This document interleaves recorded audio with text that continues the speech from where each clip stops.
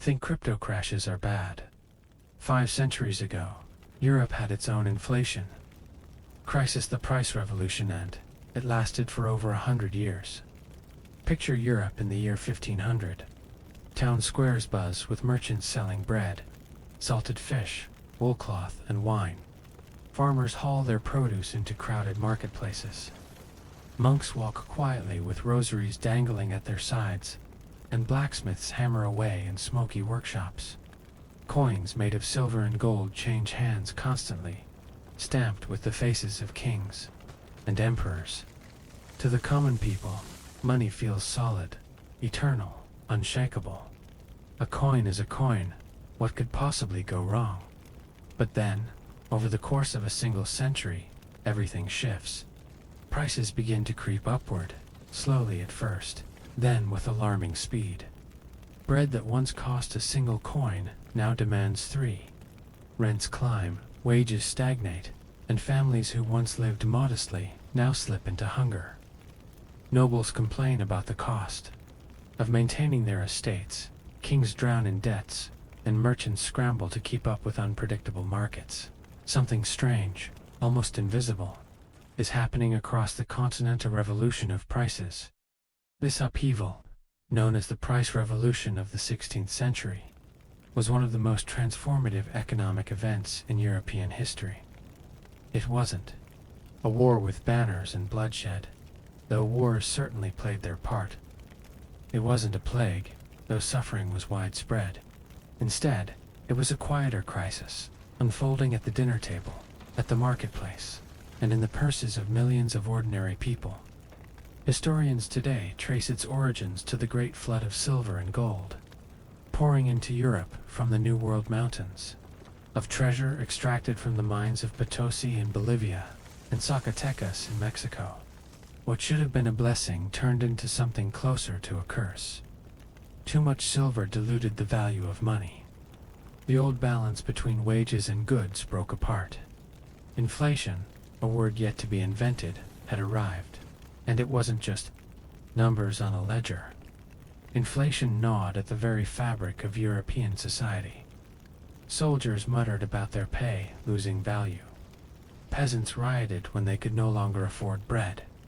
Intellectuals struggled to explain what was happening, penning the earliest theories of money and markets. Kings, desperate to fund endless wars, borrowed until they bankrupted themselves. And through it all, the ordinary citizen lived the bitter paradox, surrounded by more coins than ever before, but never able to afford as much. Over the next 5 chapters, we'll journey into this forgotten revolution, not one of gunpowder and swords, but of markets and money. We'll meet the monarchs who tried to tame it, the bankers who profited from it, the peasants crushed beneath it, and the thinkers who tried to understand it. So settle in. Maybe even grab a loaf of bread though. Hopefully it hasn't tripled in price since yesterday. Because the story of the price revolution isn't just history, it's a mirror, reflecting the boom and bust cycles we still live through today. And before we dive in, if you enjoy history told through the twists and ironies of everyday life, make sure to like this video and subscribe for more. Comment 1 if you're still awake. We'll be counting. The reach of silver extended far beyond Europe. Spanish pieces of 8 became the first truly global currency, circulating from Mexico to Manila to Ming China. In fact, it was Chinese demand for silver fueled by their tax system that required payments in bullion that absorbed much of Europe's inflow. European merchants carried Spanish coins across the Pacific via the Manila galleons, trading them for silk, porcelain, and spices. Thus, a miner in Potosi could dig silver that, within a few years, adorned a scholar's desk in Beijing. And yet, back in Europe, the paradox deepened. Spain, the very source of this silver, saw little lasting prosperity. Inflation hollowed out its economy, driving skilled artisans away and discouraging investment in local industries. In contrast, the bankers of Genoa, Augsburg, and later Amsterdam grew stronger. They had no mines, no fleets of treasure ships only, ledgers, and clever mathematics. But in the end, numbers on a page proved more durable than mountains of silver. One could say the price revolution crowned a new kind of ruler, the financier. Where medieval kings once drew power from land and armies, early modern monarchs found themselves beholden to credit. And those who mastered the art of money, like the Genoese and the Fuggers, wrote the hidden rules of empire. It was, in its own way, a revolution, not of peasants storming castles, but of bankers rewriting the balance of power. For ordinary Europeans, these financial shifts were invisible. A baker in Paris or a weaver in London did not know the name of a Genoese banker, but they felt his influence every time bread cost more and wages bought less. The banker's profit was paid in the hunger of the poor. This disconnect between visible rulers and invisible financial masters added to the sense of confusion. People could see their king. They could not see the creditor tightening the screws behind him. By the end of the 16th century, Europe was financially transformed. Trade networks spanned oceans, silver flowed across continents, and money itself seemed to bend to the will of those who managed it. Inflation was no accident. It was the byproduct of a global system stretching from the mines of Bolivia to the markets of China, and while kings strutted and peasants suffered, the bankers quietly counted their winnings. The question hanging in the air was simple. If money could no longer be trusted, what could? That uncertainty would haunt Europe for generations, laying the groundwork for revolutions far beyond prices, revolutions in thought, faith, and politics. By the final decades of the 16th century, the Great Silver Flood had reshaped Europe in ways few could have imagined. From the peaks of Potosi to the ports of Seville, from the counting houses of Antwerp to the palaces of Madrid, silver poured ceaselessly into the veins of Europe's economy. It sparkled in chalices, jingled in purses, and filled royal treasuries. Yet for all its brilliance, it proved to be a glittering trap. The trap worked like this: abundance bred dependence. Monarchs came to rely on silver shipments as if they were the natural order of the world, like the rising of the sun. But the fleets were perilous things. Pirates lurked in the Caribbean. Storms scattered galleons across the Atlantic. Wars diverted ships from their routes. A single lost fleet could send panic racing through financial markets, collapsing credit, and shaking kingdoms. The stability of Europe had been chained to the fortunes of ships creaking across dangerous seas. Ordinary people, meanwhile, endured the revolution not in ledgers or treaties, but in the aching void of their stomachs. For peasants, the silver flood felt like a curse disguised as a blessing.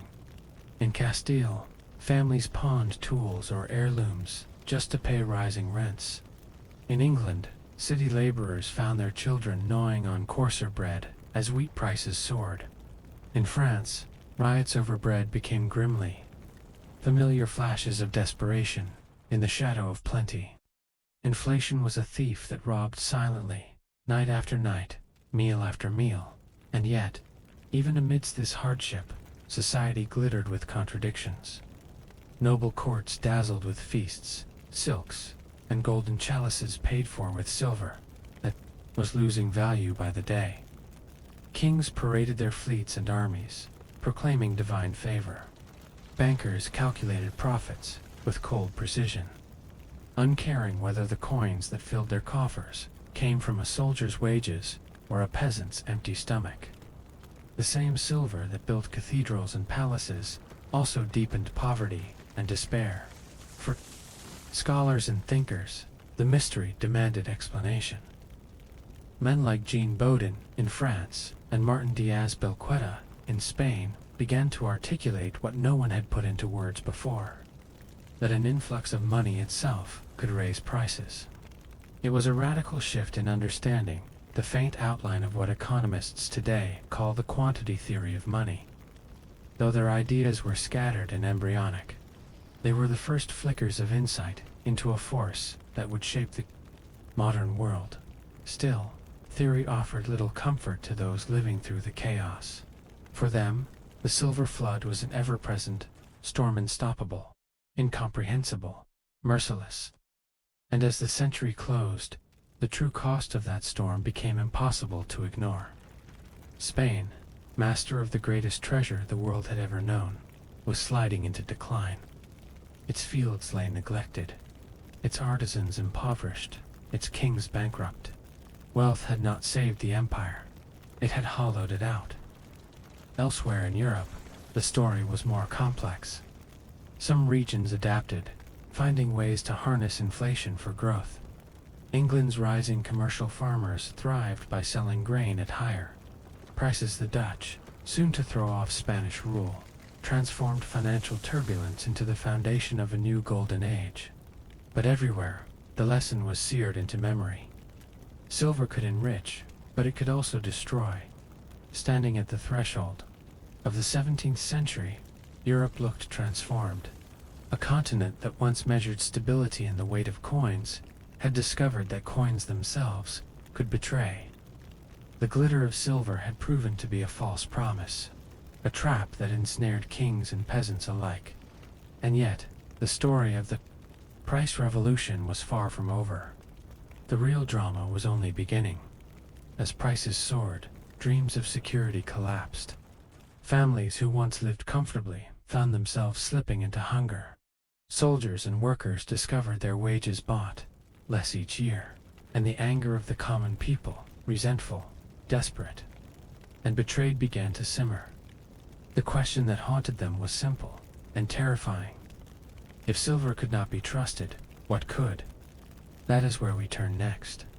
In Chapter 2, we will leave behind the gleaming galleons and the counting houses, and step into the cramped kitchens and crowded streets, where the real price of the revolution was paid.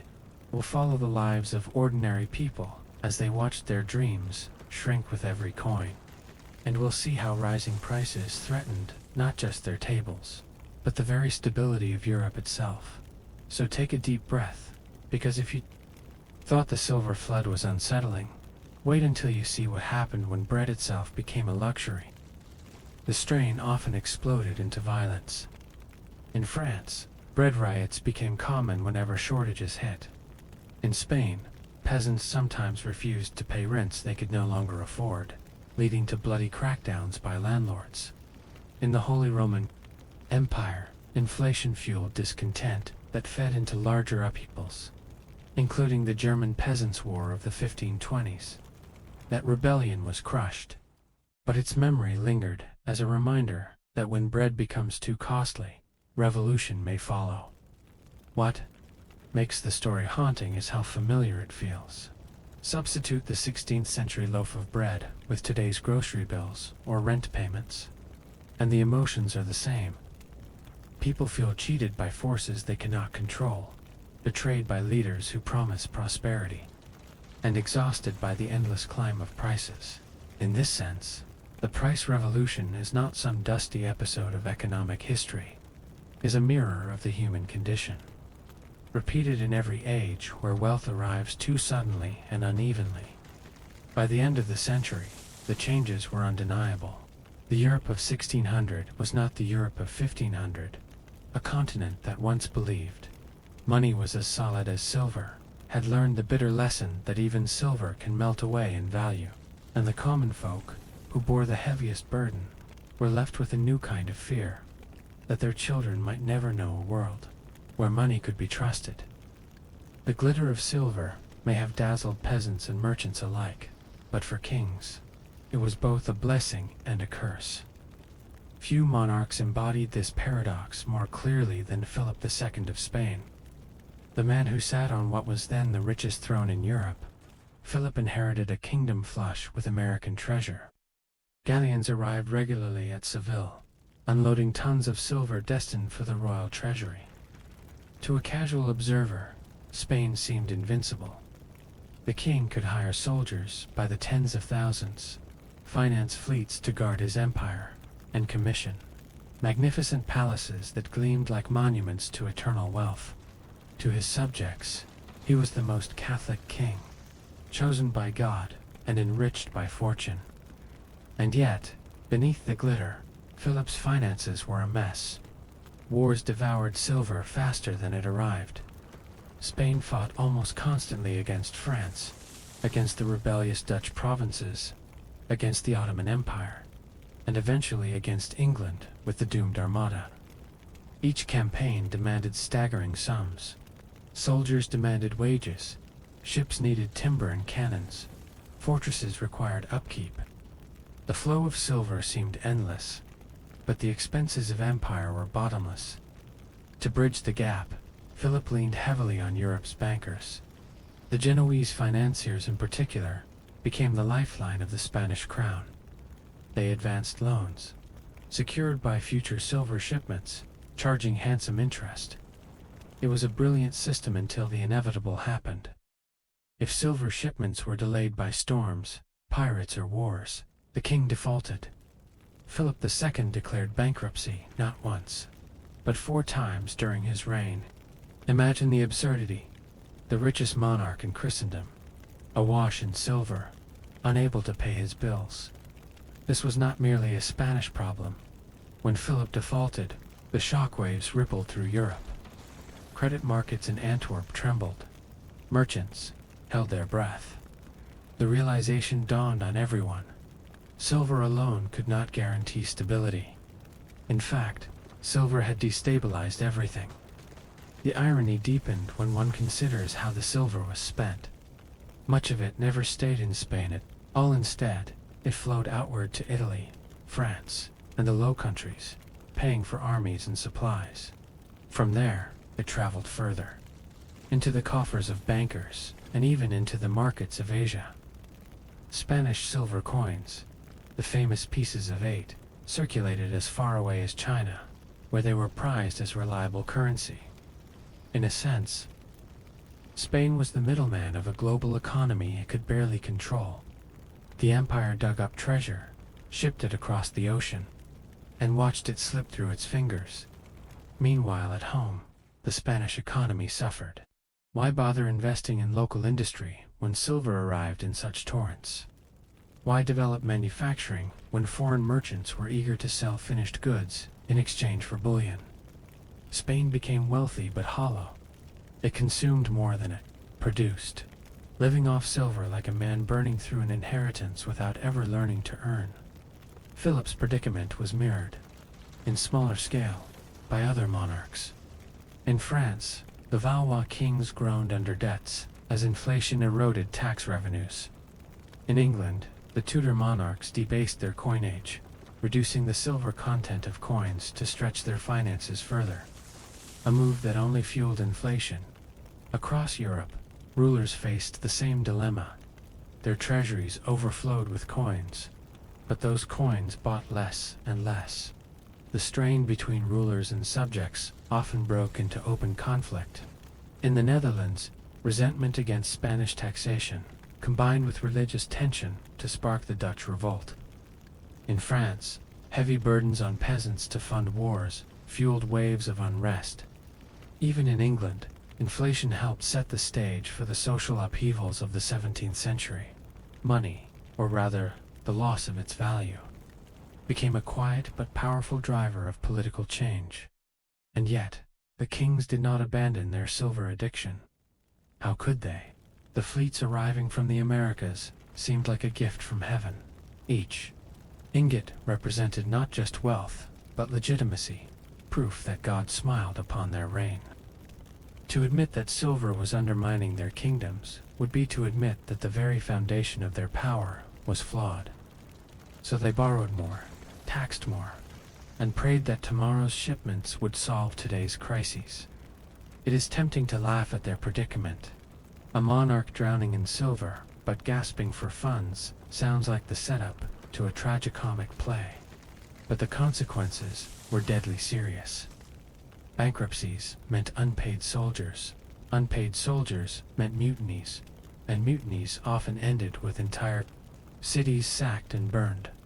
The infamous sack of Antwerp in 1576, when unpaid Spanish troops rampaged through the city, left thousands dead and one of Europe's greatest commercial centers in ruins. That was inflation's true face, not an abstract rise in numbers, but blood on cobblestones. By the close of the century, the lesson was clear, even if it went unspoken.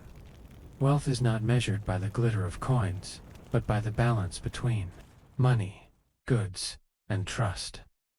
Europe's rulers had failed to grasp that balance. They had silver. Yes, but silver was slipping through their fingers like sand, while kings and peasants wrestled with the hardships of inflation. Another group quietly thrived, the bankers and merchants of Europe's great financial centers. If silver was the flood, then places like Antwerp, Genoa, and Augsburg were the sluice gates, channeling that wealth into profit. Let us begin with Antwerp, the bustling port city of the Low Countries. In the mid-16th century, it was Europe's financial heartbeat, where goods from across the world converged. Spices from the East Indies, wool from England, timber from the Baltic, and, most importantly, Spanish silver all passed through its warehouses and counting houses. Here, silver wasn't just coin. It was the lubricant of trade. Antwerp's merchants perfected the art of turning bullion into credit, bills of exchange, and complex financial instruments. To them, silver's instability was not a curse, but an opportunity. Picture a Genoese banker in his velvet robe, sitting in an office cluttered with ledgers. He has lent Philip II a fortune at interest, knowing full well the king might default.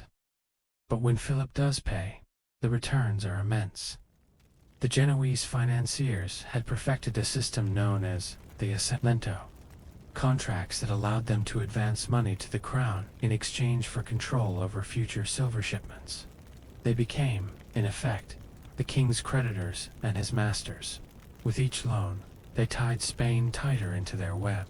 Meanwhile, the great merchant banking families of Augsburg, most famously the Fuggers, played a similar game. The Fuggers financed emperors, bought up mining rights, and handled vast sums of bullion. Their influence was so great that one pope quipped it was the Fugger family, not the College of Cardinals, who truly decided the outcome of papal elections. When silver devalued coins, the Fuggers simply raised interest rates or secured collateral in land and titles. For them, inflation was not destruction, it was leverage. This stark contrast between rulers drowning in debt and bankers thriving in profit became one of the hallmarks of the price revolution. Monarchs might wear crowns, but the true power often sat in counting houses with ink-stained fingers. Philip II himself once admitted that he would rather face the armies of France than miss a payment to Genoese bankers. Armies could be beaten. Creditors could topple a kingdom from within. Antwerp, however, offered a cautionary tale.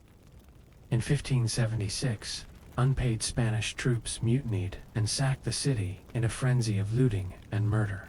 Known as the Spanish Fury, the massacre shattered Antwerp's dominance. Merchants fled, capital moved elsewhere, and the financial center of gravity began shifting to Amsterdam.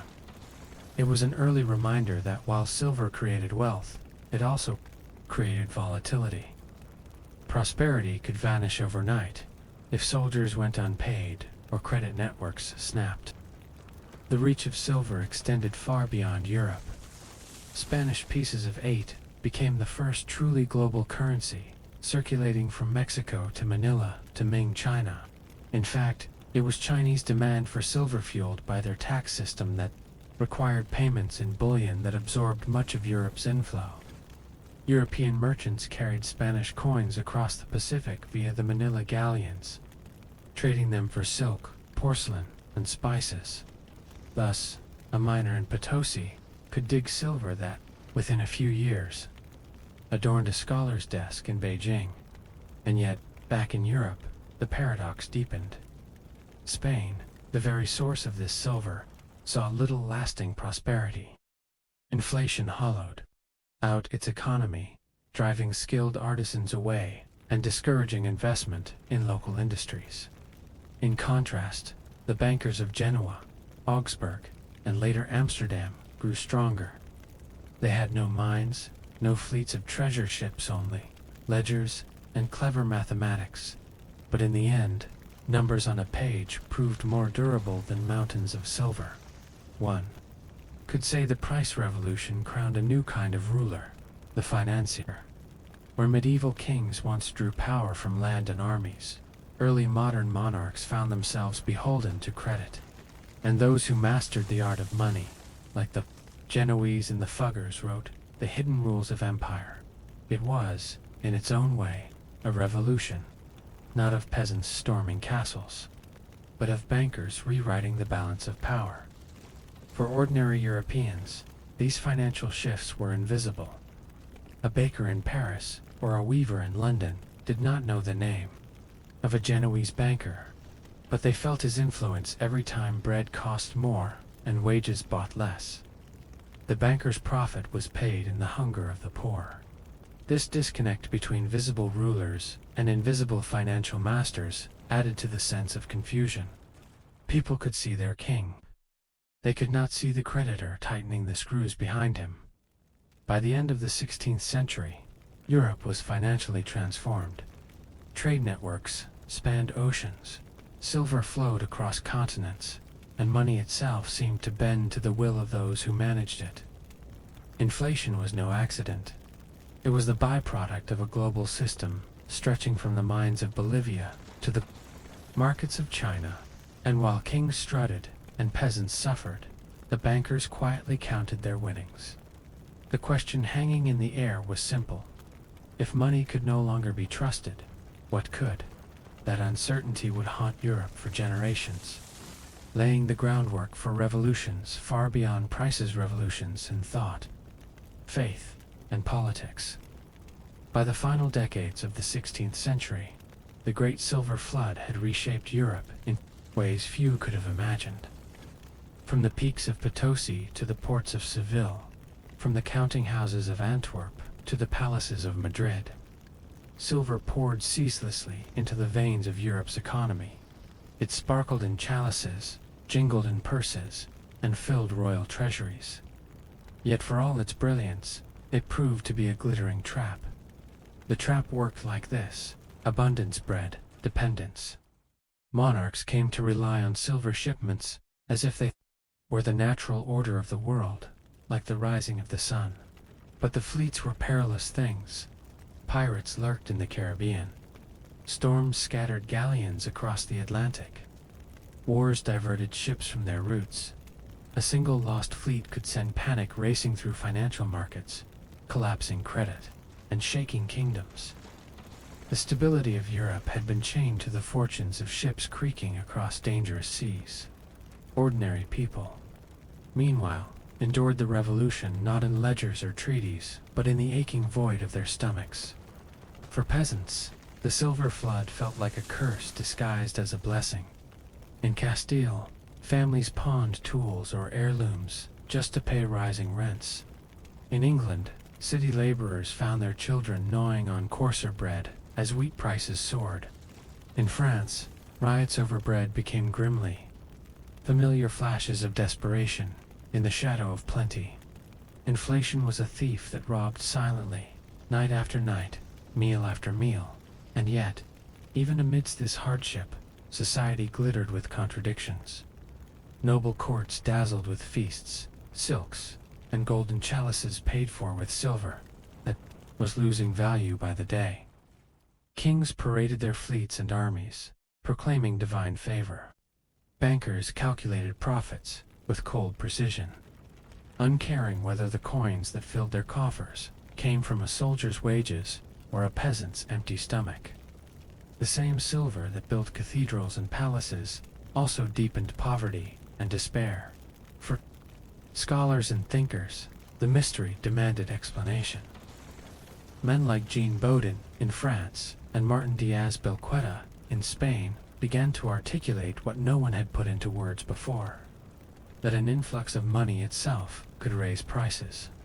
It was a radical shift in understanding the faint outline of what economists today call the quantity theory of money. Though their ideas were scattered and embryonic, they were the first flickers of insight into a force that would shape the modern world. Still, theory offered little comfort to those living through the chaos. For them, the silver flood was an ever-present storm, unstoppable, incomprehensible, merciless. And as the century closed, the true cost of that storm became impossible to ignore. Spain, master of the greatest treasure the world had ever known, was sliding into decline. Its fields lay neglected, its artisans impoverished, its kings bankrupt. Wealth had not saved the empire, it had hollowed it out. Elsewhere in Europe, the story was more complex. Some regions adapted, finding ways to harness inflation for growth. England's rising commercial farmers thrived by selling grain at higher prices. The Dutch, soon to throw off Spanish rule, transformed financial turbulence into the foundation of a new golden age. But everywhere, the lesson was seared into memory. Silver could enrich, but it could also destroy. Standing at the threshold of the 17th century, Europe looked transformed. A continent that once measured stability in the weight of coins had discovered that coins themselves could betray. The glitter of silver had proven to be a false promise, a trap that ensnared kings and peasants alike. And yet, the story of the price revolution was far from over. The real drama was only beginning. As prices soared, dreams of security collapsed. Families who once lived comfortably found themselves slipping into hunger. Soldiers and workers discovered their wages bought less each year, and the anger of the common people, resentful, desperate, and betrayed, began to simmer. The question that haunted them was simple and terrifying. If silver could not be trusted, what could? That is where we turn next. In Chapter 2, we will leave behind the gleaming galleons and the counting houses, and step into the cramped kitchens and crowded streets, where the real price of the revolution was paid. We'll follow the lives of ordinary people as they watched their dreams shrink with every coin. And we'll see how rising prices threatened not just their tables, but the very stability of Europe itself. So take a deep breath, because if you thought the silver flood was unsettling, wait until you see what happened when bread itself became a luxury. If silver fleets glittered on the horizon, their shadow fell darkest on Europe's kitchens and dining tables. The most vivid sign of the price revolution was not in palaces or counting houses, but in the rising cost of the single most essential food, bread. Bread was not merely a meal, it was survival. For peasants, artisans, and laborers, bread made up as much as 70 to 80% of daily calories. Meat was a luxury, fish appeared only on certain days, and vegetables supplemented diets when available. But bread was constant. A family without bread was a family on the edge of ruin. So when bread prices soared, society trembled. Take England as an example. In 1500, a bushel of wheat, the grain from which bread was made, cost around 5 shillings. By 1600, it cost more than 20 shillings. That meant, in just 1 century, the price had quadrupled. Wages, however, had barely budged.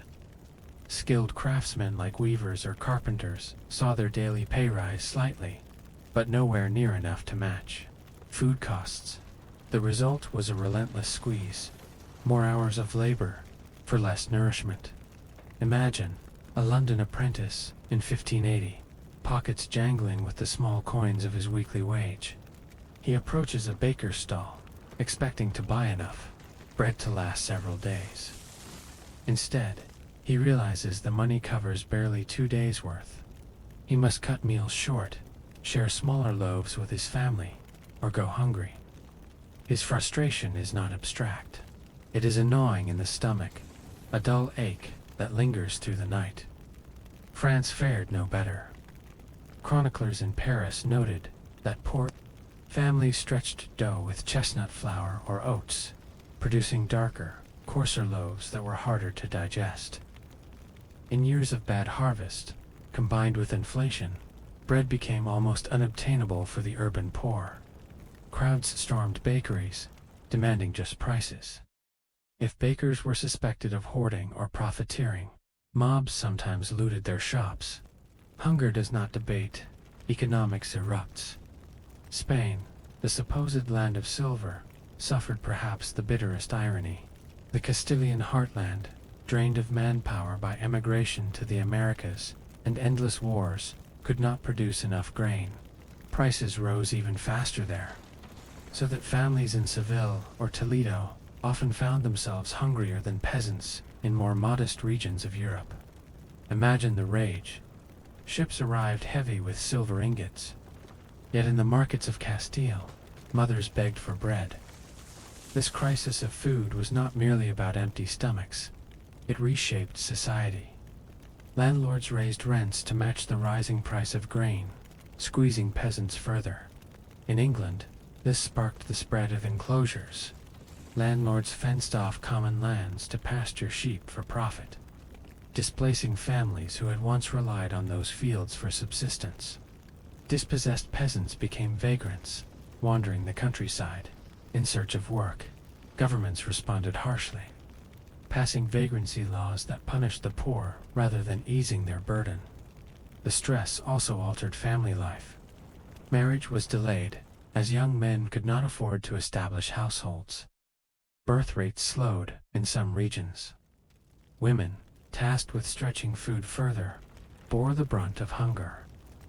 Diaries from the period describe mothers skipping meals so their children might eat, or watering down stews until they were little more than broth. For many, childhood meant constant hunger, and yet, amid hardship, ingenuity surfaced. Families experimented with alternative foods: turnips, beans, barley, bread, or cheap fish, like herring. Some migrated to cities, hoping for steadier wages, only to find urban prices just as punishing. Others joined armies, where at least rations, however meager, were guaranteed. For some, survival meant rebellion. Grain riots erupted across Europe, early signals of a deeper truth. Economic injustice could ignite political fire. Commentators of the time struggled to describe what they saw. Too many, it felt like the world had tilted off its axis. "Everything is dear," lamented one English chronicler in 1590. "The poor man starves, and the rich man feasts." Preachers thundered that greed had corrupted society, while pamphleteers accused bakers and merchants of wickedness. No one yet realized that the true culprit was not individual sin, but a systemic force. The flood of money colliding with limited food supplies for the ordinary European. However, such theories mattered little. What mattered was the weight of the loaf in their hand, the hollow in their stomach, the dread of tomorrow's prices. The price revolution was not a chart in a textbook, it was a daily negotiation with hunger, and hunger is a dangerous thing. A king may command loyalty with banners and prayers, but when his subjects cannot eat, loyalty crumbles. By the late 16th century, rulers across Europe knew that their thrones rested not only on soldiers and taxes, but on the humble loaf of bread. The silver that poured into Europe promised wealth and glory. Instead, it turned bread into a luxury, wages into a mockery, and survival into a daily battle. Dreams of prosperity shrank into nightmares of scarcity, and so, the people of Europe began to ask, if bread itself could betray them, what security was left in life? If bread was the clearest symbol of the price revolution, its true weight was borne on the shoulders of the people who lived closest to subsistence: farmers, craftsmen, and soldiers. Each group suffered in ways unique to their station, yet all shared the same grim refrain: money no longer stretched as it once did. Let us begin with the peasantry, the backbone of Europe's population. In the 16th century, most Europeans still lived in rural villages, tilling small plots of land. Many were tenants who owed rents to landlords, often paid in grain or coin. As grain prices soared, landlords naturally demanded more, but peasants could not always grow enough to meet these demands, especially in Spain, where population growth and war drained the countryside of able-bodied men. The result was an avalanche of debt. Families pawned their tools, their livestock, even the very clothes off their backs, just to satisfy rent collectors. The cruel irony was that peasants were both producers and consumers of grain. A bumper harvest might bring in more wheat to sell, but inflation meant that what they earned in coin was quickly swallowed by the rising cost of everything else: salt, tools, cloth, and rent. A Spanish villager might harvest enough wheat to fill his landlord's granaries, yet still find himself unable to afford a loaf of bread in the market. Survival was reduced to barter: eggs for wool, labor for firewood. In England, the situation worsened with the enclosure movement. Landlords, eager to profit from rising wool prices, fenced off common lands to raise sheep. The dispossessed peasants wandered the countryside, branded as vagrants. Laws grew harsher. Some vagrancy statutes prescribed whipping, branding, or even execution for sturdy beggars. These laws did not solve poverty, they criminalized it. Inflation had created a new class of landless poor, visible in every marketplace and parish, haunting the streets like ghosts of an old world swept away. The craftsmen and artisans of Europe's cities fared little better. Skilled trades, blacksmiths, weavers, shoemakers once held secure places in society.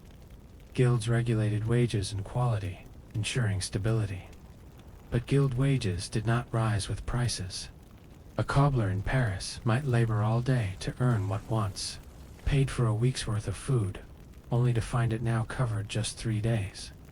Apprentices, promised steady futures, discovered their masters could barely feed them. This strain produced quiet but profound changes. Families shrank. Children were sent to work earlier. Daughters were married off younger, or not at all, because dowries could no longer be saved.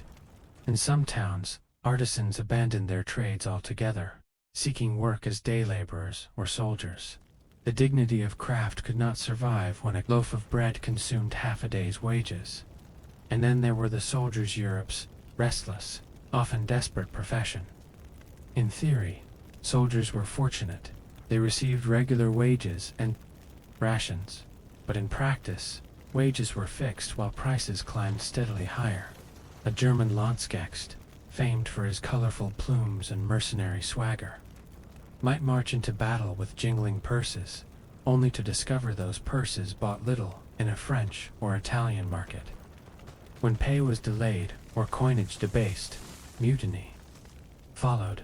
Soldiers refused to fight, or worse, turned on the very cities they were meant to protect. The sack of Rome in 1527, though sparked by politics, was fueled, in part, by hungry unpaid soldiers. The sack of Antwerp in 1576, likewise, began as a mutiny over wages eroded by inflation. The world learned an ugly truth. A soldier may endure wounds and hardship, but not an empty stomach. Inflation also reshaped the psychology of service, where once loyalty to a king or faith in a cause might inspire. By the late 16th century, soldiers increasingly measured their worth in coin. They demanded higher pay, better loot, or shorter terms. Warfare itself became entwined with the economics of inflation. Wars were longer, bloodier, and harder to end, because money could not stretch far enough to keep armies satisfied. These tensions bled into politics. Rulers leaned harder on taxation, squeezing peasants until they revolted. Artisans joined protests, demanding fair wages. Soldiers mutinied, bringing cities to their knees. The price revolution was not a neat economic chart, it was a tide of discontent surging through fields, workshops, and barracks. And yet, as always, some thrived in the chaos. Wealthy farmers who could sell surplus grain at high prices prospered. Merchants who armed soldiers or clothed armies saw profits. But, for the majority, the plowman, the cobbler, the common soldier, the century felt like a long slide into struggle. A French chronicler summed it up with biting brevity: the rich grow richer, the poor poorer, and the soldier hungrier. The dreams of the chapter title were not fanciful ambitions, but simple hopes: to eat well, to keep one's land, to raise children in security. And it was precisely these hopes that inflation devoured. For the peasant, the craftsman, the soldier, the price revolution meant not progress, but betrayal proof that even the most ordinary expectations could crumble. When money itself lost meaning, the price revolution pressed hardest on Europe's great cities, where populations swelled and resources strained under the weight of rising costs. Cities had always been fragile ecosystems, dependent on steady supplies of grain, fuel, and water. But when prices soared, these networks buckled, turning markets and streets into theaters of anxiety, unrest, and sometimes violence. Take Paris, the beating heart of France. By the late 16th century, its population had doubled, climbing above 200,000 souls. Crowded alleys and markets were filled with butchers, bakers, washerwomen, cobblers, and scribes. Yet every one of them depended on grain shipments from the countryside. When harvests failed or merchants delayed shipments, prices skyrocketed.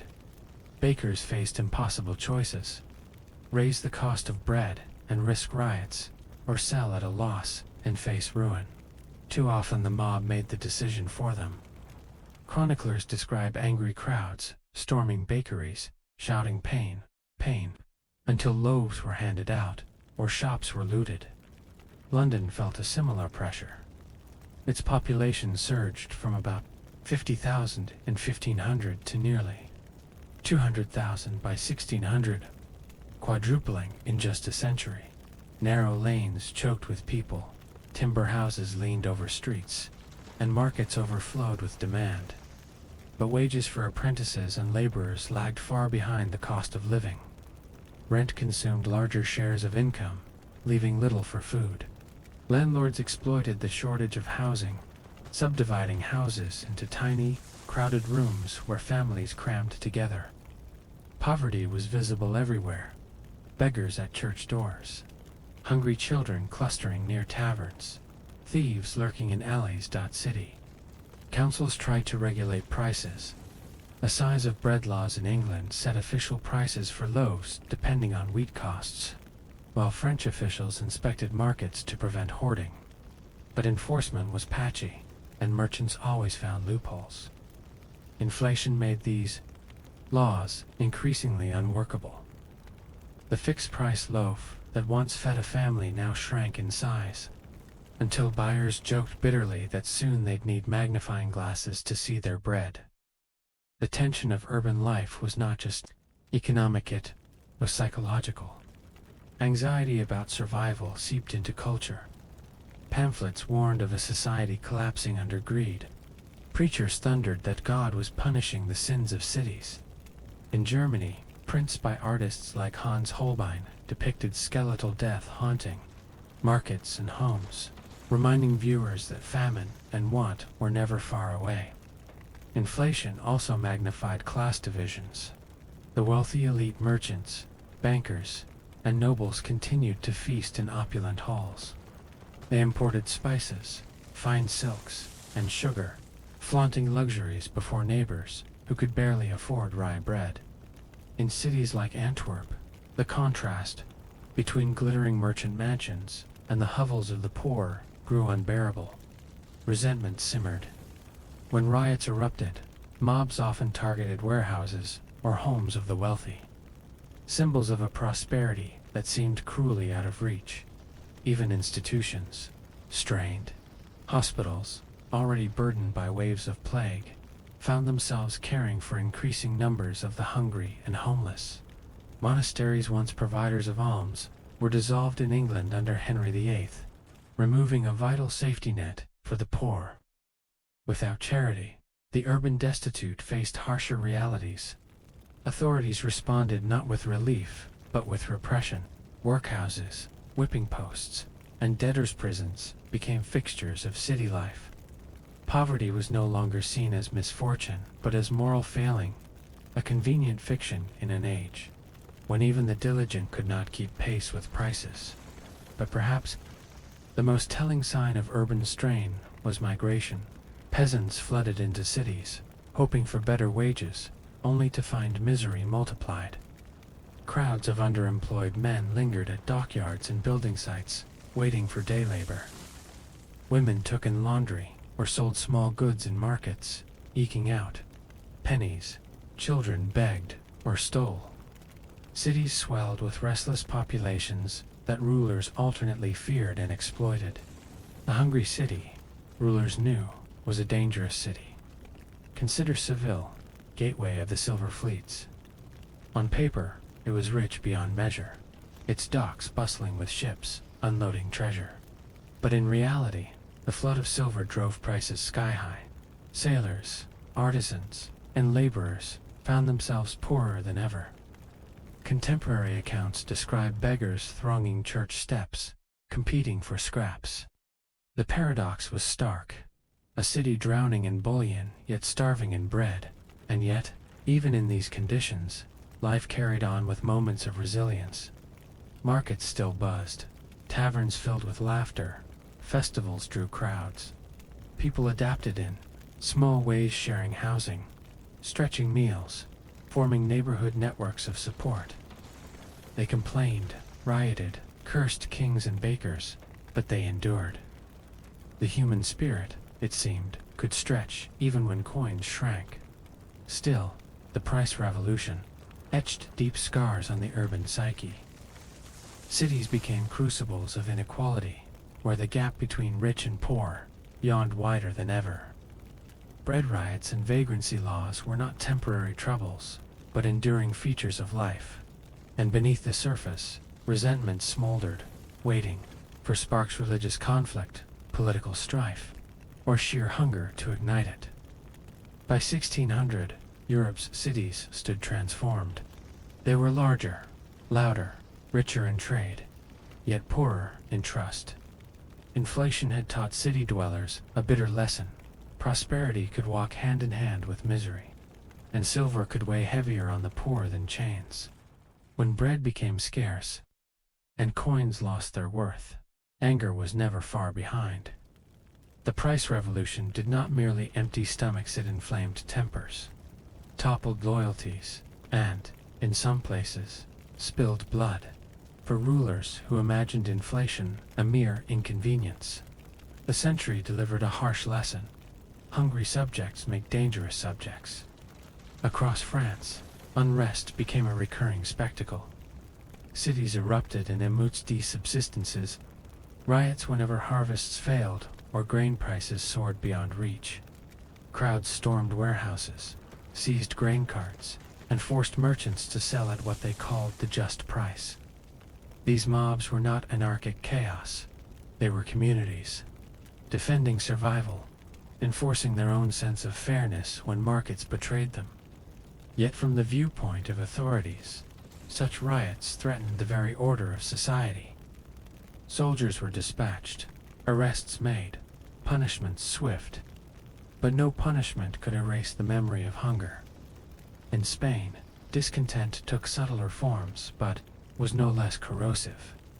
Peasants who could no longer pay rents resisted with quiet defiance, delaying payments, hiding harvests, or abandoning land altogether.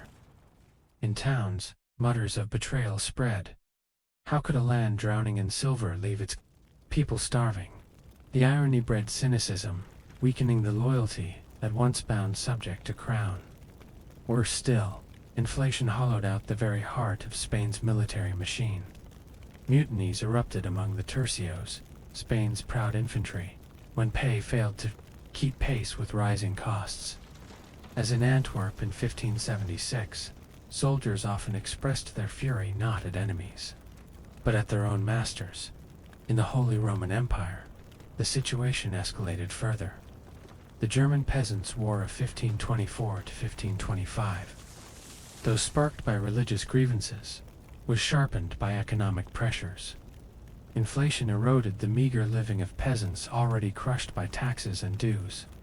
When revolts spread, tens of thousands rose with sides and clubs, demanding relief. The rebellion was brutally crushed, with perhaps 100,000 dead. But its fury echoed through the century as a warning. Economic injustice could fuse with spiritual discontent. To light a revolutionary fire, England, too, trembled on the edge of revolt. The enclosure movement and rising prices produced waves of vagrancy that alarmed the Tudor monarchs. In 1549, Kett's rebellion in Norfolk erupted as peasants and laborers tore down enclosures, protesting both land loss and the suffocating rise of prices. Though the rebellion was crushed, its memory lingered. Elizabeth I's reign, though celebrated for stability, was shadowed by constant anxiety about grain prices. Each failed harvest brought fear of riot, reminding the crown that loyalty could not be bought with coins that no longer fed a family. These uprisings revealed a deeper truth. Inflation was not just an economic phenomenon, it was a political one. It stripped rulers of legitimacy, eroded trust in markets, and turned daily survival into an act of defiance. Preachers thundered from pulpits that greed and corruption had provoked divine wrath. Pamphlets mocked kings who sat on silver while subjects gnawed on crusts, and in taverns, the grumbles of the hungry fermented into seditious whispers. The violence was not always open revolt. Sometimes it was simmering resistance. Villagers sabotaged landlords' estates. Workers slowed their pace, demanding higher pay. Soldiers deserted, unwilling to march for wages that vanished in markets. These acts, though small, multiplied across Europe, creating a hum of discontent that rulers could never quite silence at times. The resentment turned against minorities, fueling persecution. In cities from Lisbon to Prague, Jews and foreign merchants were scapegoated for high prices, accused of hoarding or usury. Witch hunts, too, swelled during the late 16th century, as desperate communities sought supernatural explanations for misfortune. Inflation bred not just hunger but fear, and fear demanded a target. Yet even as societies strained, the price revolution also sowed seeds of change. The riots of Paris, the mutinies of Spanish troops, the revolts of German peasants forced rulers to reckon, however reluctantly, with the economic realities of their people. Monarchs experimented with new taxes, subsidies, and price controls. Thinkers like Jean Bodin began to articulate the mechanics of inflation, hinting at a more modern understanding of economics. Out of discontent, a new consciousness was forming, the recognition that money was not eternal, but fragile, and that the balance of wealth and poverty could topple empires as surely as armies. If there is a grim humor in this history, it lies in the blindness of the powerful. Kings thought silver would buy them obedience. Instead, it bought resentment. Landlords thought rising rents would secure wealth. Instead, it secured rebellion. Armies thought pay in coin would guarantee loyalty. Instead, it guaranteed mutiny.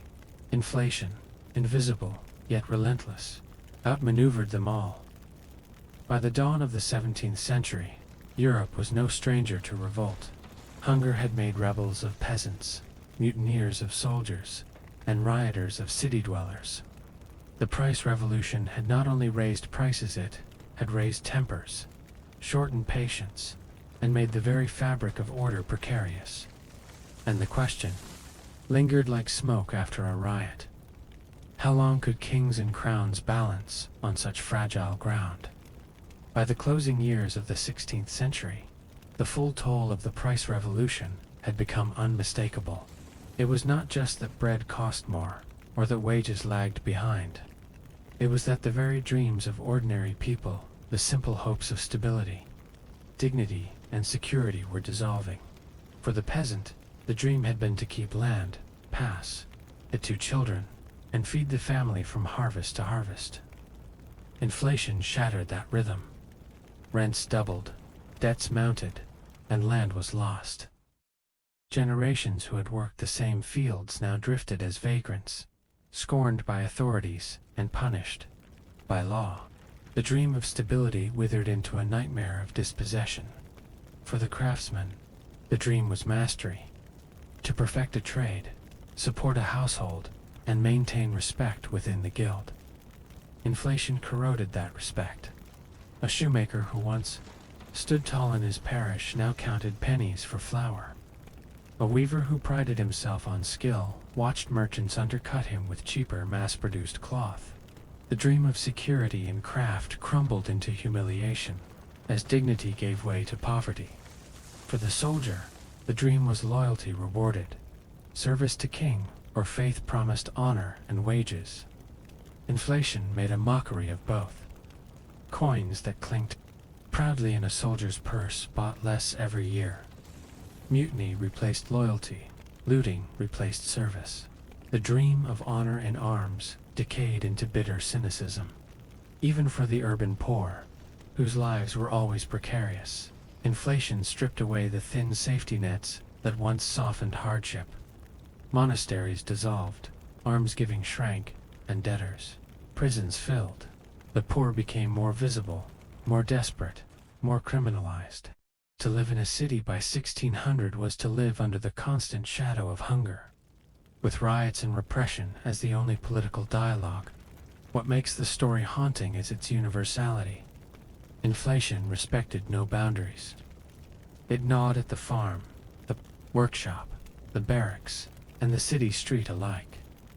The rich might cushion themselves with land, rents, or trade, but even nobles complained that their estates cost more to maintain, their servants more to feed. The entire social fabric strained under the same invisible weight. And yet, amid this hardship, society adapted in ways that reshaped Europe's future. Families shrank, labor became more mobile, and markets more integrated. In England, the pain of inflation accelerated enclosure, laying groundwork for an agricultural revolution. In the Netherlands, discontent fueled rebellion against Spain, birthing a new republic. Even in suffering, the seeds of transformation were sown. Still, for those who lived through it, the memory was not of progress, but of loss. Diaries, sermons, and pamphlets from the age speak in tones of despair.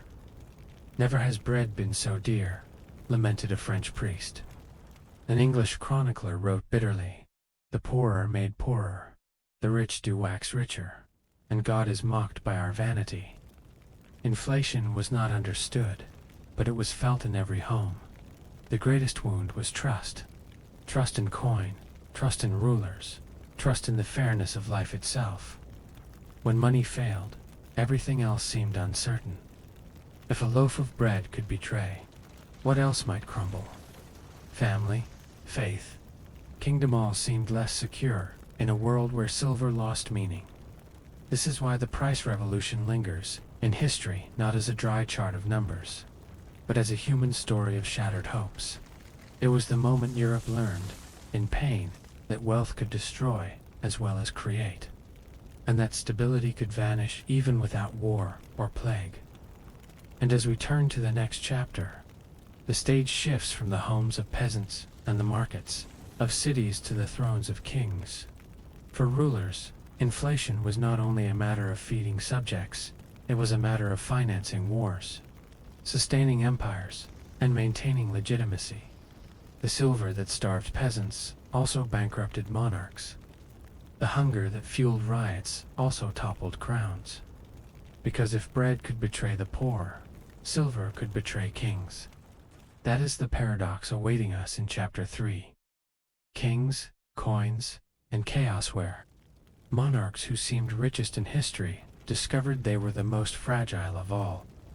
In the imagination of Europe, Philip II of Spain was the image of majesty.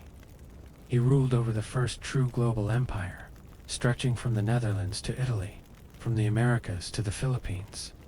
His fleets carried silver across oceans, his soldiers dominated battlefields, and his palaces radiated the glory of Catholic monarchy. Chroniclers called him the most Catholic king, a ruler blessed with divine favor and infinite wealth. But behind the golden facade lay a bitter truth. Philip was drowning in silver and still going broke. The Spanish treasury should have been the envy of the world. Galleons arriving at Seville unloaded tons of silver each year. Chests stacked high with coins minted from the mines of Potosi and Zacatecas. Contemporary observers marveled at the flood of bullion. Spain swims in silver, one Italian merchant remarked, and yet she starves. Why starves? Because Philip's empire was not a merchant's ledger, was a furnace consuming wealth faster than it arrived. His reign was a carousel of wars. Against France in the 1550s. Against the Protestant rebels of the Netherlands. Against the Ottoman Turks in the Mediterranean. Against England with the fateful Armada of 1588. Each campaign devoured coin by the chestful, paying soldiers, arming ships, building fortresses, bribing allies. The paradox was cruel.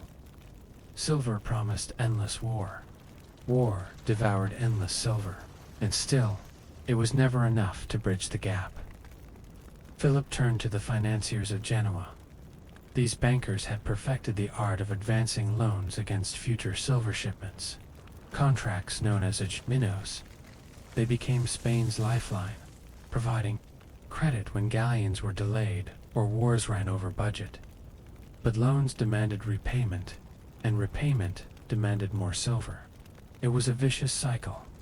Silver flowed in, debt flowed out, and the monarchy stumbled along like a gambler feeding coins into an insatiable machine. 4 times during his reign, 215, 57, 1560, 1575, and 1596, Philip declared bankruptcy. Each time, the richest king in Christendom confessed he could not pay his bills. The shockwaves rippled across Europe. Antwerp's markets convulsed. Credit froze. Soldiers went unpaid, mutinies erupted, and cities like Antwerp in 1576 were sacked by their supposed protectors. Inflation was not just an abstract force, it marched with swords and set cities ablaze. Meanwhile, at home in Spain, the monarchy's obsession with silver strangled its economy. Why invest in local industry when American treasure ships seemed eternal? Spanish artisans dwindled, replaced by foreign imports. The crown taxed its subjects heavily to cover endless expenses, driving peasants into poverty. Silver passed through Spain like water through a sieve, in torrents, but never staying long enough to build foundations. Philip himself embodied the paradox. Devout, meticulous, and austere, he was no frivolous spender. He worked long hours in his study, surrounded by papers, writing instructions in his neat hand. Yet his piety and determination to defend Catholicism drove him into wars that bled his treasury dry. He believed God had entrusted him with the mission of preserving faith, and for that mission, no price seemed too high. Unfortunately, inflation did not bow to divine will. Other monarchs watched Philip's plight with uneasy fascination.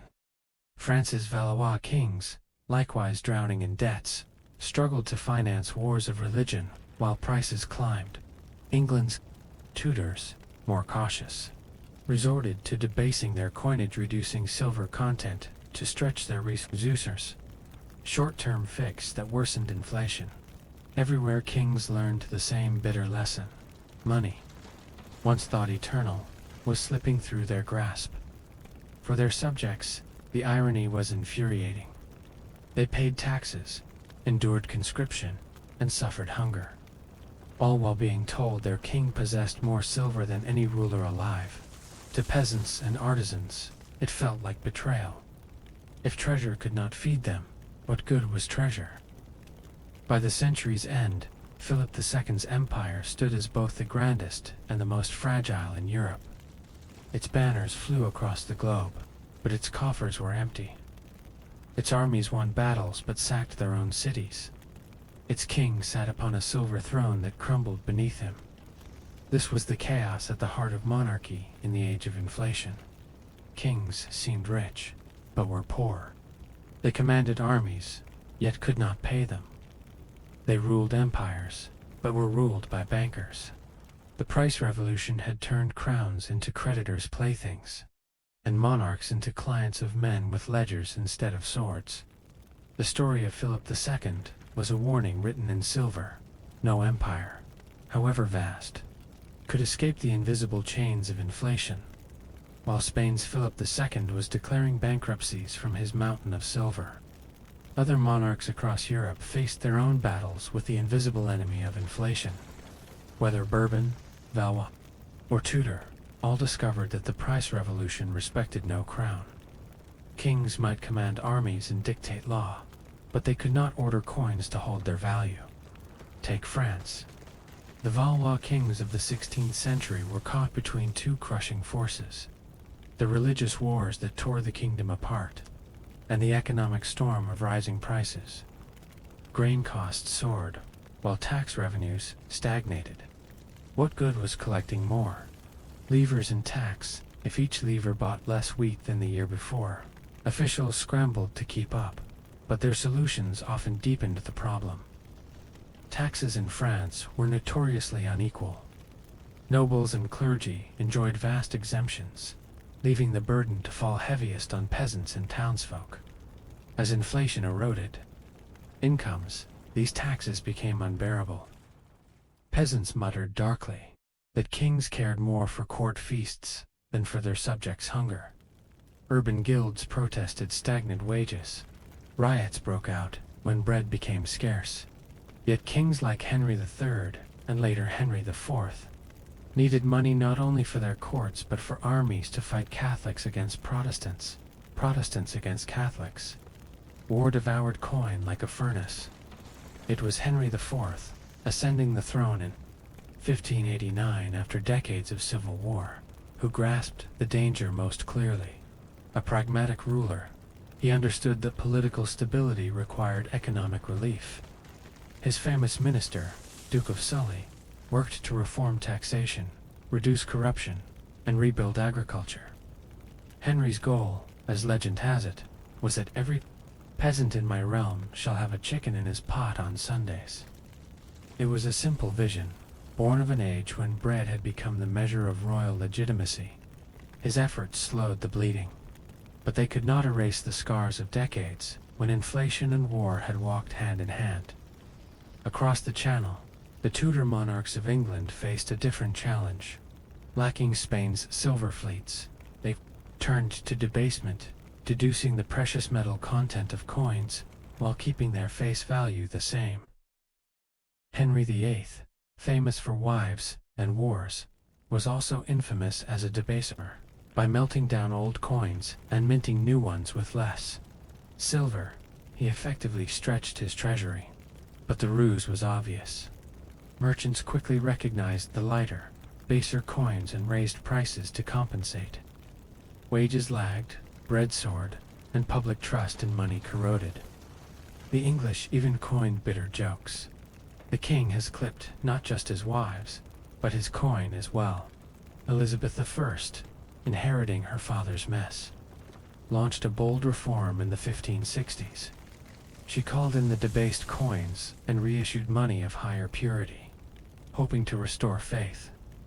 The move impressed contemporaries, but the underlying tide of inflation continued to rise. England, like France and Spain, was swept into the same storm. The strain of inflation also reshaped politics. Parliaments, estates, and local assemblies grew louder in their protests. Why, they asked, should commoners pay ever higher taxes while nobles and clergy feasted? Why should coins lose value while landlords raised rents? These complaints were not idle grumbling. They hinted at the political earthquakes to come in the 17th century, when trust in monarchs collapsed into civil wars and revolutions. In each kingdom, the story repeated with tragic rhythm. Monarchs demanded money for wars. Subjects groaned under taxes. Soldiers mutinied when wages bought less. Cities rioted when bread cost more. Bankers profited from lending to kings, while peasants sold heirlooms to pay rents. And all the while, silver ships, clipped coins, and endless debts spun the same wheel of chaos. Yet rulers could not simply stop. War was prestige, survival, even faith. Philip II believed God demanded his wars. French kings believed unity required theirs. Tutors believed security demanded strong fleets. To fund war, they needed coin. To get coin, they borrowed, taxed, or debased. And with each step, they deepened the spiral. In hindsight, their predicament almost feels comedic. Kings sat on thrones of gold and silver, yet they were poorer than many of their subjects imagined. Their crowns gleamed in portraits, while their treasuries echoed with emptiness. They appeared powerful, but bankers in Genoa, Augsburg, and later Amsterdam quietly held the strings. The monarch was the face of power. The financier was its spine. For the subjects of Europe, the message was bitterly clear. Monarchs could not protect them from hunger. Kings might command armies, but not the price of bread. Crowns looked sturdy, but in truth, they were fragile ornaments balanced on the fragile pillar of coinage. And so, by the century's close, kings and coins alike had lost some of their aura. The chaos of inflation taught Europe that crowns could tarnish and coins could betray. Trust, the glue of society, was dissolving. If kings ruled with crowns and armies, bankers ruled with ledgers and contracts. In the age of the price revolution, Europe's true centers of power were not always in Madrid, Paris, or London, but in the quieter counting houses of Genoa, Antwerp, and Augsburg. There, men in velvet robes and ink-stained fingers decided whether wars would be fought, fortresses built, or soldiers paid. Consider Antwerp, the glittering hub of the Low Countries in the mid-16th century. It was a city of cosmopolitan energy, its docks swarming with ships from England, Spain, Italy, and the Baltic. Its exchange, the beating heart of European finance, buzzed with brokers trading bills of exchange, futures in grain, and loans backed by Spanish silver. To walk into the Antwerp Bourse was to walk into the nerve center of a continent. Here, silver arriving from Seville was not hoarded but multiplied, transformed into credit that funded trade from London to Constantinople. Yet Antwerp's prosperity was fragile. When Spain's finances cracked, when Philip II defaulted on his loans, Antwerp felt the shock first. The Spanish fury of 1576, when mutinous unpaid soldiers sacked the city, symbolized the city's vulnerability. Merchants fled, capital drained away, and the financial spotlight shifted northward to Amsterdam. It was a brutal reminder that even the masters of credit could be undone by the chaos of kings. If Antwerp was Europe's heart, Genoa was its bloodstream. Genoese bankers perfected the Ascento system, lending money to Spain in exchange for rights over future silver shipments. They became indispensable to Philip II, so much so that Spanish officials joked that the King of Spain was merely the paymaster of Genoa. The irony was sharp. A monarch commanding half the globe had to beg loans from a city-state smaller than some of his provinces. But the Genoese were shrewd. They demanded collateral, charged handsome interest, and used Spanish silver to fuel their own networks of credit stretching across the Mediterranean. When silver flowed, they profited. When silver stalled, they adjusted faster than kings could blink. Meanwhile, deep in the German lands, the Fugger family of Augsburg built an empire of finance as mighty as any royal house. Jakob Fugger, known as the Rich, financed emperors, popes, and merchants. His family controlled mines, banking houses, and trading networks. At one point, the Fuggers were so entwined with imperial politics that they bankrolled the election of Charles V as Holy Roman Emperor. It was said, half in jest, that the empire was bought, not with swords, but with Fugger, florins. Inflation only sharpened their dominance. Where others saw coins losing value, the Fuggers saw opportunities, lending at higher rates, demanding collateral and land, and investing in resources like copper and silver that held real worth. The spectacle was striking. Kings paraded as masters of nations, but their crowns rested uneasily on debts owed to men whose names common folk barely knew. The price revolution elevated these bankers into shadow monarchs.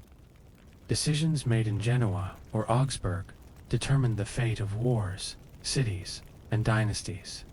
If Philip II defaulted, Genoese bankers could paralyze his empire. If the Fuggers withheld loans, emperors might fail to muster armies. To contemporaries, the shift was unsettling. Power had always been visible: castles, crowns, banners. Now, it was invisible, hidden in contracts, interest rates, and letters of credit. A king might still wear ermine and gold, but a banker with an inkwell might hold his leash. It was a revolution of power as profound as any battle, though it left no smoking cannon or toppled fortresses. And yet, this revolution was fragile too. Antwerp's sack, Spain's bankruptcies, even local famines could topple financial houses as swiftly as royal thrones. The web of credit was delicate, and when strands snapped, entire economies shuddered. The price revolution made kings dependent on bankers, but it also made bankers vulnerable to kings. It was a dangerous dance, with empires as the stakes. Looking back, one cannot help but smile grimly at the irony. Spain had mines that glittered like treasure chests, but it was Genoa that grew rich. Emperors wore crowns, but the Fuggers collected. Interest Antwerp's merchants traded silver across oceans, but mutinous soldiers reminded them that ink could not stop steel. The monarchs of the age sat on visible thrones. The bankers sat on invisible ones, and often the latter proved sturdier. By the turn of the 17th century, this hidden order was unmistakable. The wealth of Europe was no longer measured just in silver ingots, but in credit, trust, and the delicate balance of finance. Monarchs had learned, painfully, that without bankers, their crowns could tumble. And as silver continued to flow, the question was not whether kings or bankers ruled, but whether either could control the chaos they had unleashed. If inflation gnawed at bread and wages in the homes of peasants, it gnawed at crowns and thrones on the grand stage of European politics. Kings could not march armies without pay, and pay was precisely what the price revolution dissolved. The result was a century where wars grew longer, rebellions fiercer, and the legitimacy of monarchs more fragile than ever. Nowhere was this clearer than in the Netherlands. The Low Countries were among the richest regions in Europe, thriving on trade, textiles, and bustling cities like Antwerp. But under Philip II of Spain, they were also among the most taxed. Silver-funded wars against Protestants demanded heavy contributions from the provinces, even as inflation eroded their wealth. When taxes rose and bread prices climbed, resentment boiled over. By 1566, revolt erupted. Protestants smashed Catholic images in churches, sparking Philip's fury. He dispatched the Duke of Alba with troops, but the cost of occupation was staggering. As mutinies flared in unpaid Spanish regiments, the Dutch revolt dragged on decade after decade. Inflation was not the only cause. It mixed with religion and nationalism, but it was the hidden fuel. Spanish soldiers demanded higher pay. Merchants balked at new levies, and the war bled Philip's treasury dry. In the end, Spain's failure to subdue the Dutch was as much about coin as cannon. Out of the chaos, the Dutch Republic was born, a new power that would soon eclipse its former master. Spain's decline was unmistakable. Victories at Lepanto, 1571, or fleeting triumphs in France could not disguise the truth. The empire was rotting from within. The Armada of 1588, that grand gamble against England, was not just a naval disaster, it was an economic folly. Hundreds of ships, thousands of men, and mountains of supplies consumed vast fortunes. When storms and English fire ships scattered the fleet, the cost was irrecoverable. Spain declared bankruptcy again in 1596. Proof that even oceans of silver could not float a bankrupt crown. Meanwhile, in France, The religious wars of Catholics and Protestants raged from the 1560s to the 1590s. Fueled by both faith and famine, inflation sharpened the edge of conflict. Peasants starved as armies trampled fields and seized grain. Cities rioted when food vanished. Nobles raised private armies, demanding ransoms from towns already bled dry by high prices. One Parisian diarist recorded bitterly in 1590, "We suffer famine in the midst of plenty, ruin in the midst of wealth. Bread is dearer than gold, and faith is dearer still." The struggle between Catholic League and Huguenots was religious, on the surface, but beneath it lay the deeper instability of a society cracking under economic strain. The arrival of Henry IV in 1589 brought a breath of pragmatism.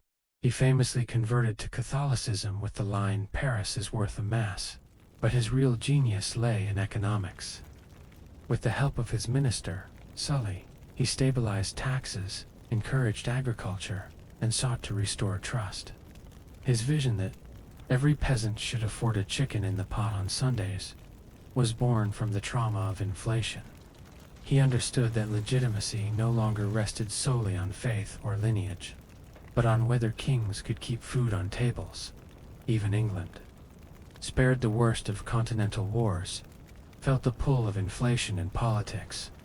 Elizabeth's careful balancing of taxes, trade, and naval spending allowed her to weather storms better than Philip II, but grievances simmered. Members of Parliament grumbled about monopolies and rising prices. Landless vagrants filled the countryside, a visible reminder that Tudor prosperity had cracks. Though Elizabeth left England stronger, the seeds of conflict between Crown and Parliaments, seeds nourished by economic discontent, would bear fruit in the 17th century. What united all these kingdoms was the same bitter paradox. Silver bought war, but war devoured silver. Monarchs launched campaigns expecting quick victories. Instead, they found themselves entangled in endless conflicts, each year more costly than the last. Inflation made soldiers restless, subjects resentful, and bankers indispensable. Victory on the battlefield often turned into defeat in the treasury, and beneath the banners of religion and dynasty, the common thread was hunger. Soldiers mutinied not only for pay, but for bread. Cities rebelled not only for faith, but for food. Peasants took up arms not only for liberty, but for survival. The chaos of the 16th century was, at its core, the chaos of empty stomachs and empty purses. By the century's end, Europe looked both triumphant and exhausted. New states like the Dutch Republic emerged, while old powers like Spain staggered under debt. France survived its wars but carried scars of division. England basked in glory but harbored hidden tensions. And everywhere, rulers understood, they admitted it or not, that crowns rested less on divine right than on fragile coins and fragile trust. The price revolution had turned monarchs into gamblers, kingdoms into debtors, and wars into endless drains. It was, quite literally, chaos minted in silver. By the close of the 16th century, Europe's monarchs found themselves in an uncomfortable paradox. Never had crowns gleamed brighter, and never had they sat on shakier foundations. Palaces grew grander, courts more elaborate. Armies larger, but the coins that sustained them were shrinking in value with every passing year. The lesson was brutally simple. Power no longer rested solely on banners, bloodlines, or even divine favor. It rested on money. And money, undermined by the flood of silver, was slipping through every royal grasp. Spain was the clearest warning. Philip II commanded the greatest empire of his age, the empire on which the sun never set. Yet he declared bankruptcy 4 times. His soldiers mutinied, his bankers dictated terms, his subjects groaned under taxes. The silver throne was a throne of sand. France, torn by religious wars, learned the same lesson. Kings who could not stabilize grain prices saw riots in their streets. Legitimacy was measured not in proclamations, but in loaves of bread. Henry IV understood this truth better than most. His dream of a chicken in every pot was not a poetic flourish, but a recognition that political order was inseparable from economic justice. England, though more stable, also bore scars. The Tudors manipulated coinage, squeezing their subjects. With debased money, Elizabeth's reforms restored trust, but the shadow of inflation lingered. The Crown's reliance on Parliament for funds grew heavier, planting seeds of tension that would explode into civil war in the following century. Everywhere, monarchs discovered that their crowns were no longer absolute.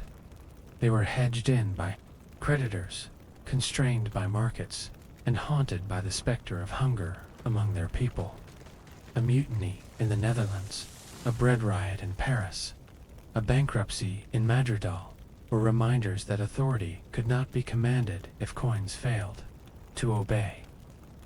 The true winners of this age were not kings, but bankers, Genoese financiers, Antwerp merchants, and Augsburg's fuggers dictated the pace of politics. A king might demand loyalty, but a banker demanded repayment with interest. And in a world where silver lost value, interest became a sharper weapon than any sword. What did this mean for the idea of monarchy itself? It meant crowns were no longer secure, ornaments of divine right. They were fragile helmets held together by coin and credit. The price revolution had stripped away the illusion of absolute power and revealed the hidden scaffolding beneath money, markets, and the trust of subjects who demanded bread as much as faith.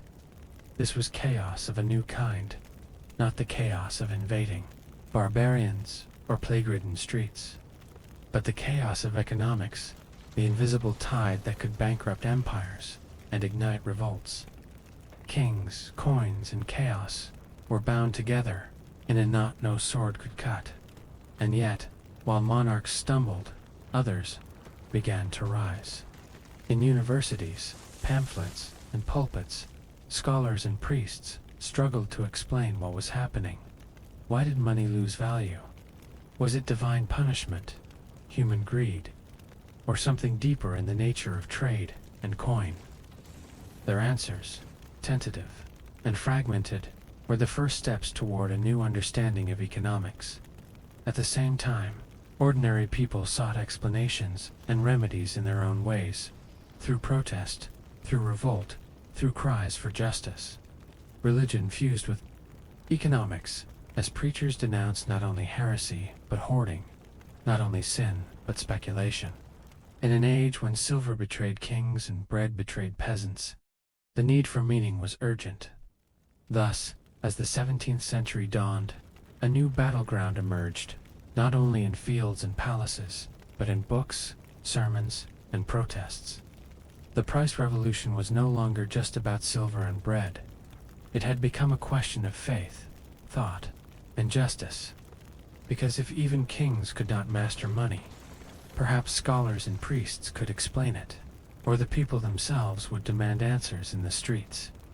And that is where we turn next. Chapter 4, Scholars, Priests, and Protests, where the struggle to understand inflation collided with the struggle to survive it, and ideas became as revolutionary as riots. For the peasants who rioted in breadlines, and the soldiers who mutinied in unpaid camps, inflation was a daily reality. But for the intellectuals of the 16th century, scholars, priests, lawyers, and theologians, it was a puzzle that demanded explanation. Why did coins buy less? Why did bread cost more? Why did kingdoms awash in silver feel poorer, not richer? In an age before economics existed as a discipline, the task of answering these questions fell to thinkers scattered across Europe. They wrote in pamphlets and sermons, in treatises on law and theology.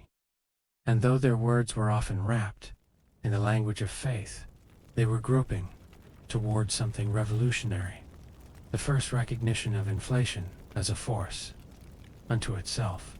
One of the most striking voices was Martin Diaz-Boqueta, a Spanish theologian born in 1492, the very year Columbus set sail. A member of the scholastic tradition, Azpilicueta taught canon law and moral theology. His interest was not in abstract theory, but in the moral questions of everyday life. What constituted a fair price? What did justice mean in trade? Could Christians charge interest on loans? In 1556, he published a text that quietly marked a turning point. Observing the turmoil in Spain, Azpilicueta noted that where money was plentiful, prices rose. Where money was scarce, prices fell. The cause, he suggested, was not sin or greed, but the quantity of money itself. In other words, the influx of silver had diluted value. Without using modern terms, Azpilicueta was inching toward what later economists would call the quantity theory of money.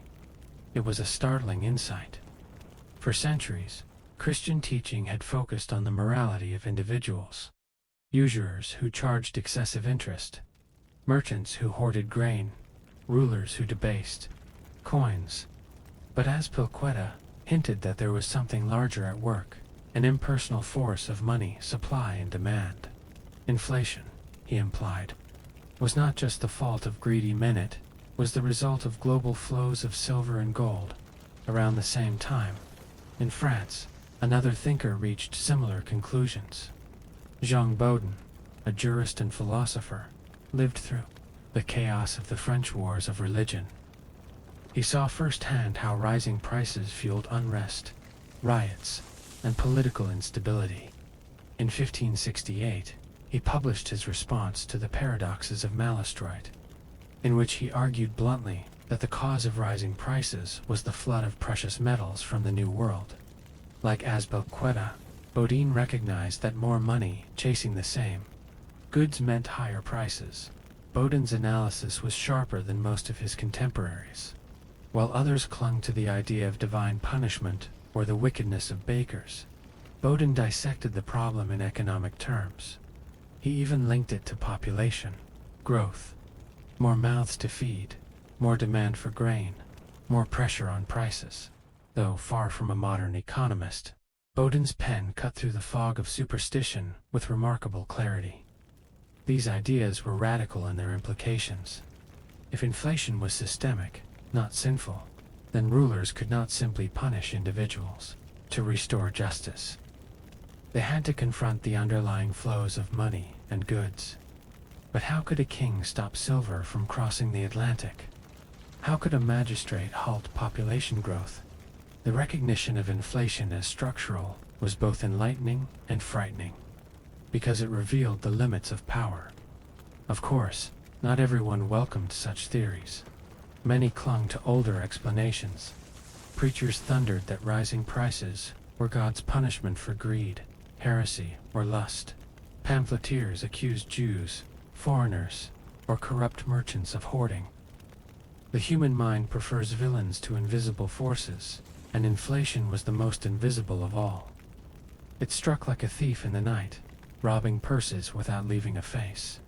To blame, this tension between those who sought structural explanations and those who sought scapegoats defined the intellectual climate of the price revolution. Scholars like Azpilicueta and Bodin nudged Europe toward a new science of economics, but priests in pulpits and mobs in markets often pulled the other way, demanding moral rather than material answers. And yet, the mere act of naming the invisible was transformative. To say that money itself could cause prices to rise was to unmask a hidden power in human affairs. It planted seeds that would grow, centuries later, into modern economics. It also reshaped how rulers thought. Kings who once imagined themselves masters of silver began to suspect they were its servants. Still, these early insights did not resolve the misery of the age. Peasants remained hungry. Soldiers mutinied. Bread riots continued. Theories could not fill stomachs, but they gave voice to a deeper recognition that the price revolution was not just chaos, but a phenomenon with causes, patterns, and perhaps even solutions. For the first time, Europe had words to describe its suffering, and words as history. often shows are the first step to revolution. If Jean Bodin and Martin Diaz-Pilqueta were slowly uncovering the mechanics of inflation, the pulpits of Europe rang with a very different explanation. For priests, bishops, and friars, the price revolution was not about the invisible dance of silver and markets. It was about sin. In sermons across Spain, France, and England, inflation was interpreted as a divine chastisement, punishment, sent by God for the corruption of society. Rising prices were folded neatly into the long tradition of biblical famine and judgment. Just as the Israelites once suffered hunger for their sins, so too did Europeans endure scarcity because they had strayed from virtue. The message was simple and powerful. When bread cost double, it was not the fault of faraway mines in Potosi or the cunning of Genoese bankers. It was the wrath of God for human greed. Priests warned that hoarders, usurers, and speculators had provoked divine anger. The silver fleets themselves were sometimes cast as accursed riches, stolen from the heathen, that carried poison instead of blessing. This theology of inflation served multiple purposes. It gave the poor a moral framework for their suffering. Hunger was not random. It was a trial, a punishment, a test.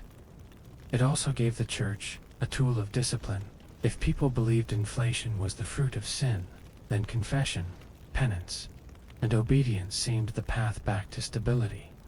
But the moral language of the pulpit often collided with the lived realities of economics. Merchants were frequent targets.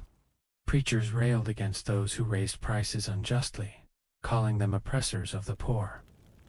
In Paris, mobs sometimes echoed sermons by attacking suspected hoarders. In Spain, local clergy urged authorities to crack down on traders accused of profiteering. Yet merchants themselves protested that they were only responding to the market. If wheat cost more, how could they sell bread for less? In this way, morality and market logic clashed daily. The church itself was not immune to the contradictions of inflation. Monasteries, once great sources of charity, struggled as the price of grain and wine soared. Endowments that had once supported hospitals or almshouses suddenly bought much less. Clergy complained their stipends were worth half of what they used. To-be bishops groaned at the rising costs of maintaining cathedral households. Even as the church preached about divine punishment, it too felt the pinch of rising prices. Among the laity, reactions varied. Some accepted the sermons as truth. They confessed sins, prayed more fervently, and hoped God's anger would relent. Others grew cynical. What good was prayer if the price of bread rose faster than their wages? If God truly punished greed, why did the rich seem to feast while the poor starved? This disillusionment fed into wider religious tensions of the age. The Protestant Reformation, already sweeping through Europe, intersected with these anxieties. Protestant preachers often condemned Catholic indulgences and corruption as evidence of the Church's greed, linking it to economic suffering. In turn, Catholic preachers denounced Protestant heresy as the cause of divine wrath. Inflation, thus, became entangled in the wider wars of faith. Both sides used hunger as proof that God judged their enemies. Yet even within Catholic and Protestant circles, debates raged. Was it sinful to charge interest on loans, given that inflation eroded the value of money over time? Some theologians began to argue that moderate interest was not exploitation, but fair compensation, a shocking departure from medieval prohibitions on usury. Others resisted fiercely, clinging to the old moral codes. The tension between moral law and economic reality strained theology itself. It was in this crucible of faith and famine that ideas began to shift. Inflation forced theologians to wrestle with uncomfortable questions. Could sin alone explain what seemed to be happening everywhere at once? Could divine punishment be so precisely tied to silver fleets and global trade? Some priests quietly absorbed the ideas of men like Azpilqueta, blending them with moral teaching. Yes, Money supply mattered, but greed made the problem worse. The pulpit became a battleground where faith wrestled with emerging economics. The irony is poignant. While scholars in universities edged toward the language of markets, the masses clung to the language of morality. Both explanations carried truth. Greed and speculation did worsen suffering, but behind them lay the deeper, invisible current of money supply that few could see. The gap between these views mirrored the gap between elite and commoner. One sought structure, the other sought justice. For ordinary people, sermons were not academic exercises. They shaped how communities reacted. If a priest thundered that God punished hoarders, the market might be stormed the next day. If a bishop declared famine divine chastisement, villagers might accept hunger as their lot rather than revolt. The pulpit did not just interpret inflation, it directed responses to it. Thus the church, willingly or not, became a participant in the drama of the price revolution. Its words soothed, inflamed, justified, or condemned. It offered meaning in a world where coins lost meaning.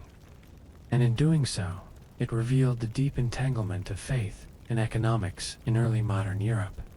But sermons could not stop riots, nor prayers fill bellies. The gap between explanation and experience widened. The poor, still hungry, demanded action as well as words, and soon they began to find their own voice not in pulpits, but in protests. Inflation did more than thin purses, it thinned patience. When bread disappeared from markets and coins lost value, people turned to faith not only for comfort, but for justification of revolt. Hunger and theology, mixed together, became explosive. The German Peasants' War of 1524 to 1525 was one of the earliest and bloodiest examples. Though sparked by the Reformation's challenge to church authority, its roots reached into the soil of economic despair. Peasants in Swabia, Franconia, and Thuringia demanded relief from feudal dues, fairer rents, and the right to hunt or fish on common lands. Inflation had eaten into their livelihoods, making old obligations unbearable. Their grievances were framed in both religious and economic terms.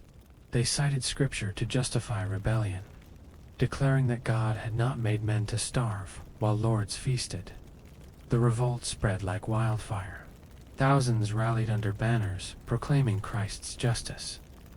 But when princely armies crushed them, the slaughter was merciless, perhaps 100,000 peasants dead.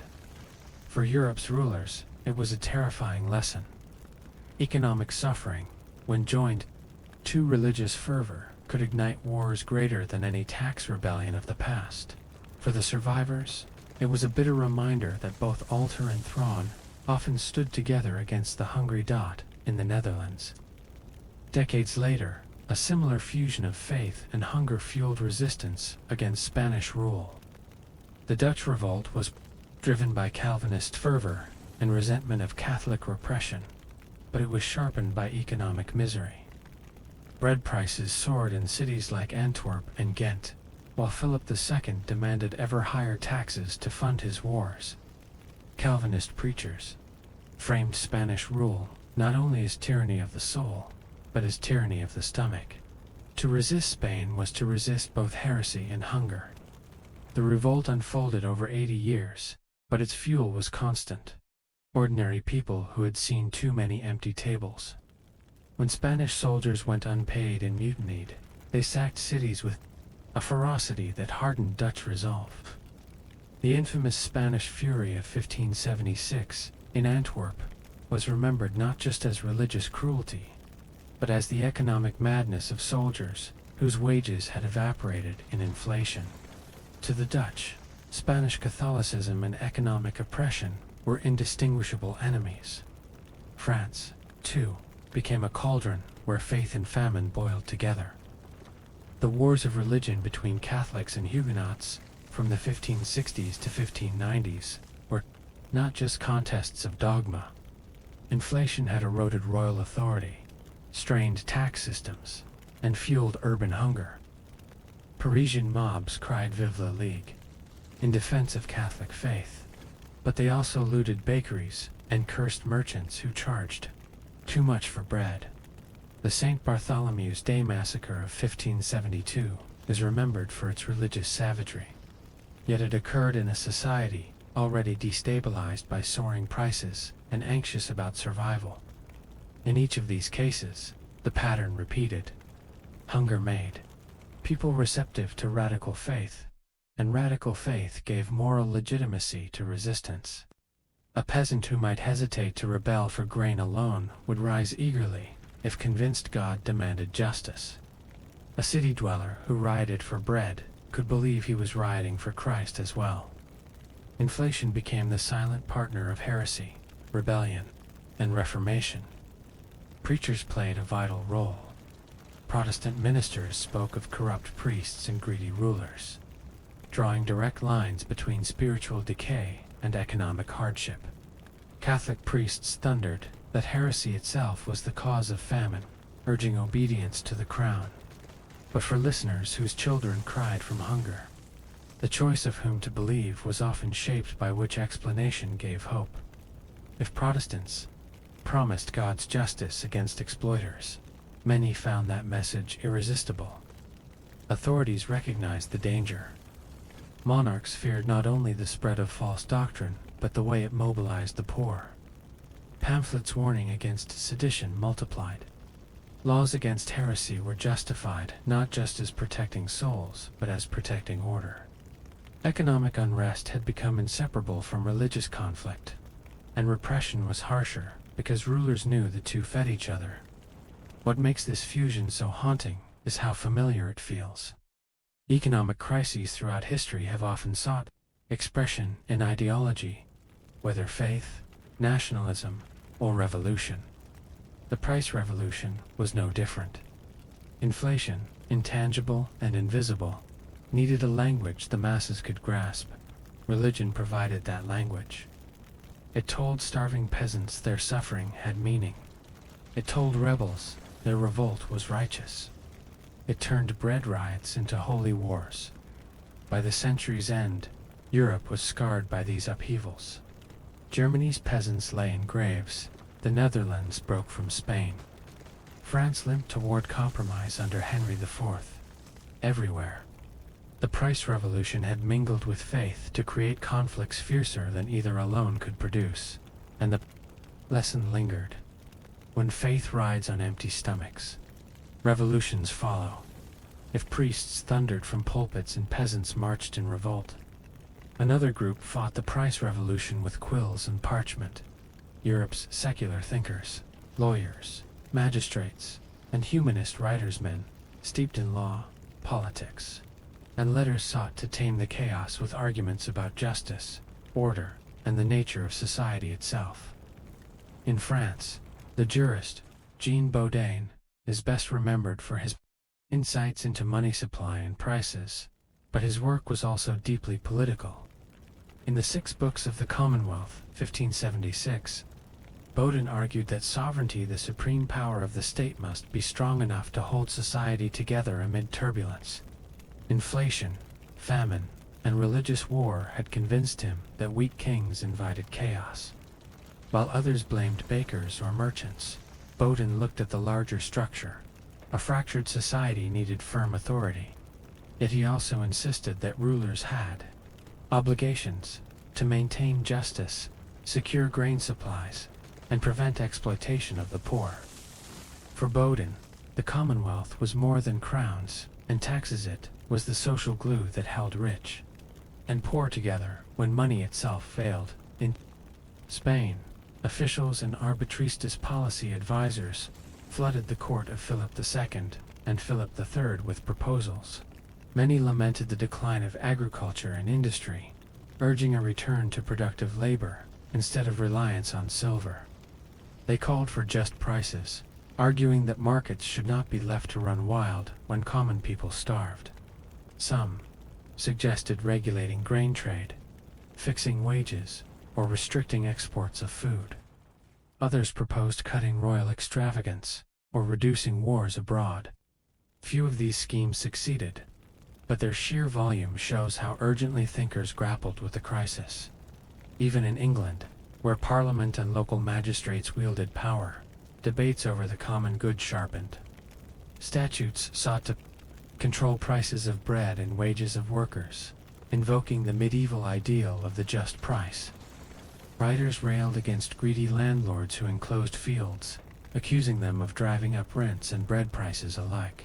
Pamphlets circulated with titles like The Complaint of the Poor Commons, blending economic grievances with moral appeals.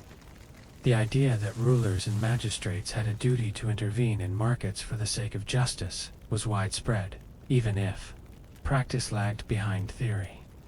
The language of these thinkers often blended law with morality.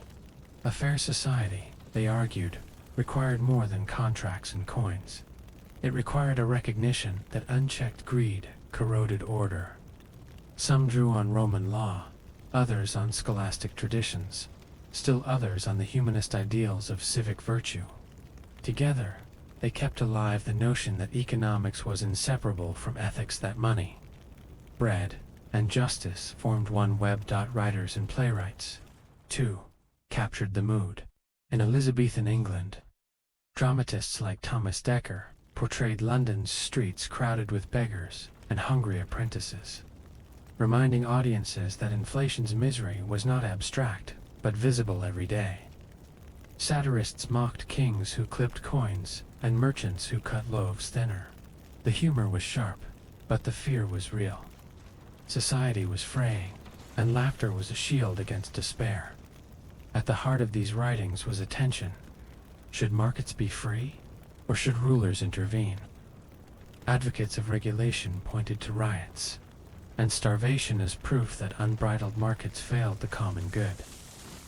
Skeptics countered that too much control bred black markets and hoarding. The debate, embryonic though it was, foreshadowed centuries of argument between laissez-faire economics and state intervention. For the common people, these intellectual battles mattered less than bread in hand. Yet pamphlets and proclamations shaped their world. When magistrates fixed bread prices, they echoed thinkers' calls for justice. When rulers justified taxes, they drew on jurists' arguments about sovereignty. Ideas trickled down, woven into policy and propaganda alike. The irony, of course, is that many of these intellectuals lived comfortably compared to those they wrote about. A magistrate drafting a law on just wages might dine on meat and wine that same night, far from the hunger of peasants. Yet their words carried weight.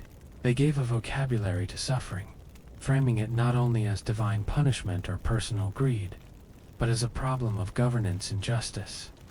In this way, the price revolution broadened the scope of politics. It was no longer enough for kings to wage wars or priests to preach sermons.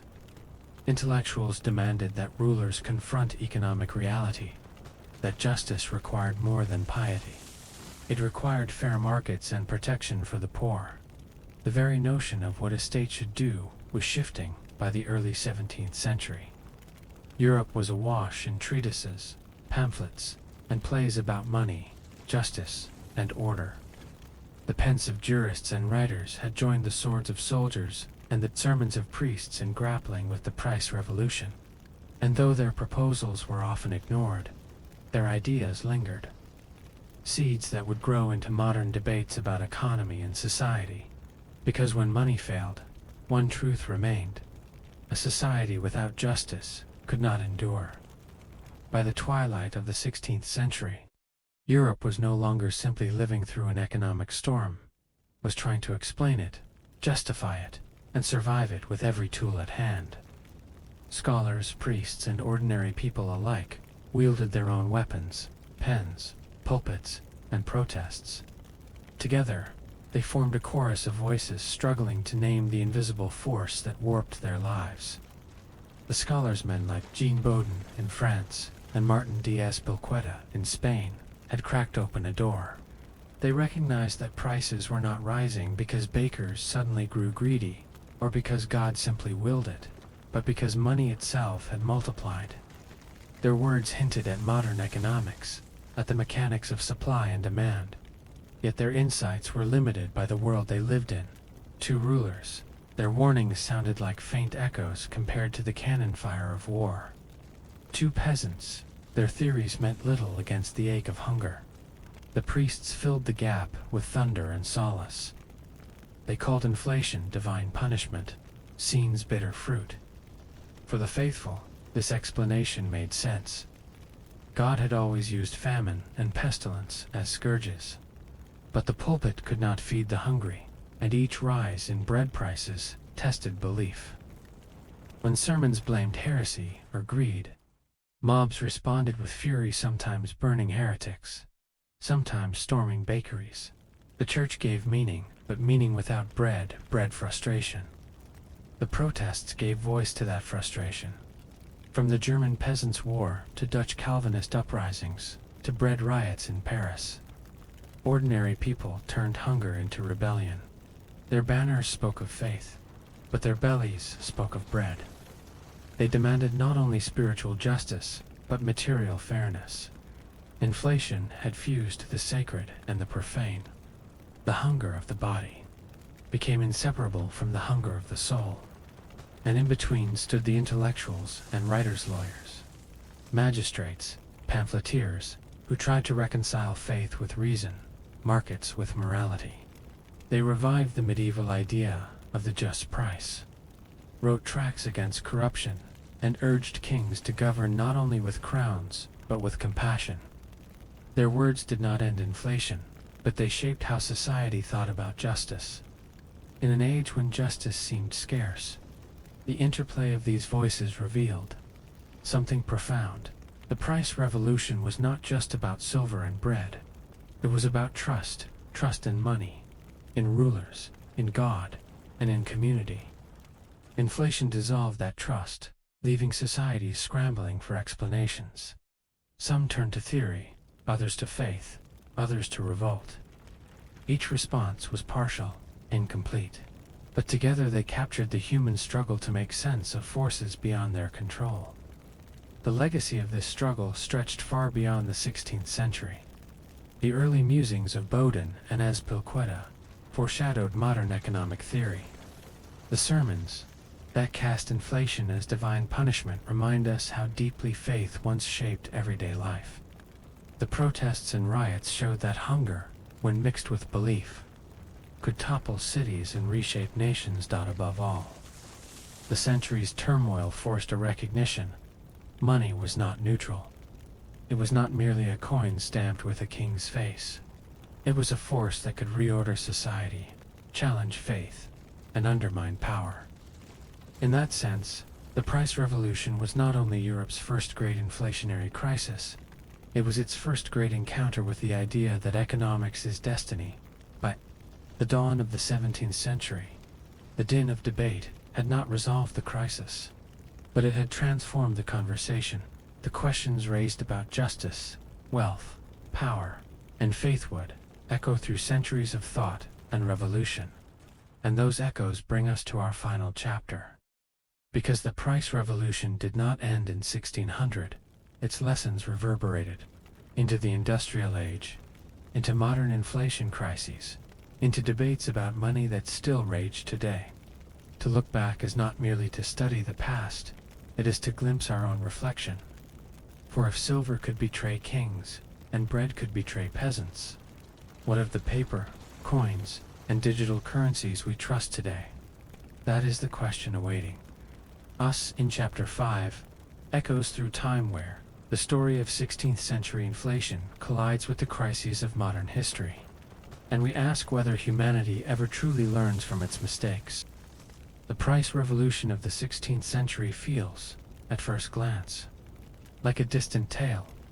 Galleons crossing oceans, kings riding with quills, peasants rioting for bread. But the deeper one looks, the more it resembles crises that haunt our own world. Inflation, after all, is not confined to silver coins. It is a shadow that stretches across centuries, echoing in paper bills, digital currencies, and the fragile trust we place in money itself. Consider Weimar Germany in the 1920s, perhaps the most infamous inflationary collapse of modern history. After World War I, the defeated German state was saddled with reparations, debts, and a devastated economy.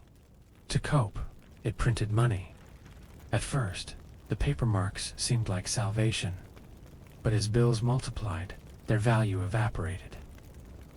By 1923, a loaf of bread in Berlin cost billions of marks. Families hauled wages home in wheelbarrows, only to find prices doubled by evening. Children played with stacks of worthless bills. Middle-class savers, once secure, were ruined overnight. The parallels with 16th century Spain are uncanny. Silver, like the printing press, created money faster than economies could absorb. In both cases, the flood was intoxicating. At first, wars financed, debts covered, prosperity promised. And in both, the flood became a poison, corroding trust, until coins and bills alike felt like cruel jokes. Just as Spanish peasants asked how silver could starve them, Germans asked how paper money could betray them so completely. Fast forward to the 1970s, and the story repeats with a different twist. After decades of post-war prosperity, the world economy was jolted by oil shocks and rising wages. Prices climbed steadily in the United States and Europe, eroding purchasing power. Gas lines stretched for blocks, groceries cost more each week, and the word stagflation, stagnant growth, with rising prices entered the lexicon. Politicians flailed, central banks tightened, and ordinary people wondered if stability was gone forever. This was not Weimar's collapse, but it carried the same echo. When money loses its reliability, faith in institutions trembles, just as bread riots in Paris shook faith in kings. Soaring grocery bills in the 1970s eroded confidence in governments and markets alike. Inflation is not just numbers on charts. It's trust leaking out of the very system that sustains society.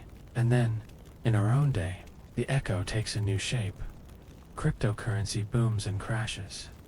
In the 2010s and 2020s, Bitcoin and its digital cousins promised liberation from traditional money. At first, they soared in value, hailed as the new gold. Fortunes were made overnight, but volatility soon revealed the fragility beneath the glitter. One year, a coin bought a car. The next, it barely bought a meal. Investors who dreamed of riches found themselves staring at empty accounts. Here too, the parallel with the 16th century is sharp. Silver was supposed to make Spain invincible. Crypto was supposed to make investors free. Both created feverish optimism, both triggered speculation, and both revealed a brutal truth. Money only matters as long as people trust it. When trust wavers, silver, paper, or digital code all crumble alike. What makes these echoes haunting is not just similarity, but continuity. The price revolution taught Europe that money is not a stable rock, but a shifting sand. Weimar, the 1970s, and crypto, each rediscovered that truth in their own ways. And each time, societies responded the same, with fear, with anger, with scapegoats, and with new theories to explain the invisible thief in their wallets. Imagine a Spaniard in 1590 listening to his priest blame famine on sin. Imagine a German in 1923 blaming foreign bankers or conspiracies. Imagine a worker in 1975 blaming greedy corporations. Imagine a crypto investor in 2022 blaming shadowy whales or governments. The faces change, the explanations shift, but the underlying pattern is the same. When money fails, people demand villains to blame, and yet each crisis also forced growth. From the wreckage of Weimar came stronger central banks and the eventual stability of the Deutschmark. From the chaos of the 1970s came modern monetary policy, with central bankers like Paul Volcker taming inflation at terrible but decisive cost. From crypto's turmoil may yet come innovations in finance and regulation. And from the price revolution, centuries earlier, came the birth of economics itself. The echo is clear. Inflation is not just history, it is humanity's recurring lesson, written in silver, in paper, and in code, and every age must decide anew how to face it. With superstition, with repression, or with understanding. As we turn deeper into this final chapter, we will follow these echoes more closely. From 16th century Europe to modern crises, from Hungary, peasants to gas-line commuters, from silver coins to digital tokens. The question, as always, remains, do we ever truly learn? Because if history whispers anything, it is this. When money loses meaning, the world trembles. Every inflation crisis, whether in 16th century Spain or 20th century Germany, divides society into two camps, those who are crushed and those who adapt or even thrive. Inflation is not an equal thief. It robs most while rewarding a few. Its echoes across time reveal striking continuities in who suffers, who profits, and why. In the 16th century, the biggest losers were peasants, craftsmen, and wage earners. Their incomes were fixed or slow to adjust, while the price of bread galloped ahead. Families sold heirlooms, took on debts, or slid into vagrancy. The winners, if that word can be used, were landlords and merchants. Rents could be raised in step with prices. Grain merchants could sell at ever higher rates. Bankers like the Genoese or the Fuggers made fortunes from lending to kings at interest, their ledgers swelling as crowns faltered. Fast forward to Germany. Once again, the losers were the middle and working classes who held savings in cash. A clerk who had scrimped for years to build a modest nest egg saw it evaporate overnight. Pensioners, dependent on fixed stipends, starved as their checks became worthless. But others found ways to win. Debtors who owed mortgages or loans suddenly found they could repay them with a fraction of real value. Once was a crippling debt dissolved into a handful of nearly worthless marks. Entrepreneurs who borrowed to buy factories or land sometimes emerged as magnates, enriched by inflation's strange arithmetic. Speculators who converted cash into hard assets, foreign currency, gold, or even commodities escaped ruin and sometimes made fortunes. The 1970s inflation crisis in the West painted a similar picture in softer tones. Wage earners fell behind, their paychecks eroded by rising costs. Retirees living on fixed pensions struggled, but debtors, especially governments, benefited quietly. National debts shrank in real terms as inflation ate away their weight. Homeowners with fixed-rate mortgages found themselves paying back banks in cheaper dollars. And once again, those with assets, real estate, commodities, stocks often weathered the storm better than those with only wages. Even in the world of cryptocurrency, the pattern repeats. The losers were small investors who bought late, lured by hype, and watched fortunes vanish in crashes. The winners were early adopters who sold before the bubble burst, or exchanges that profited on transaction fees regardless of price.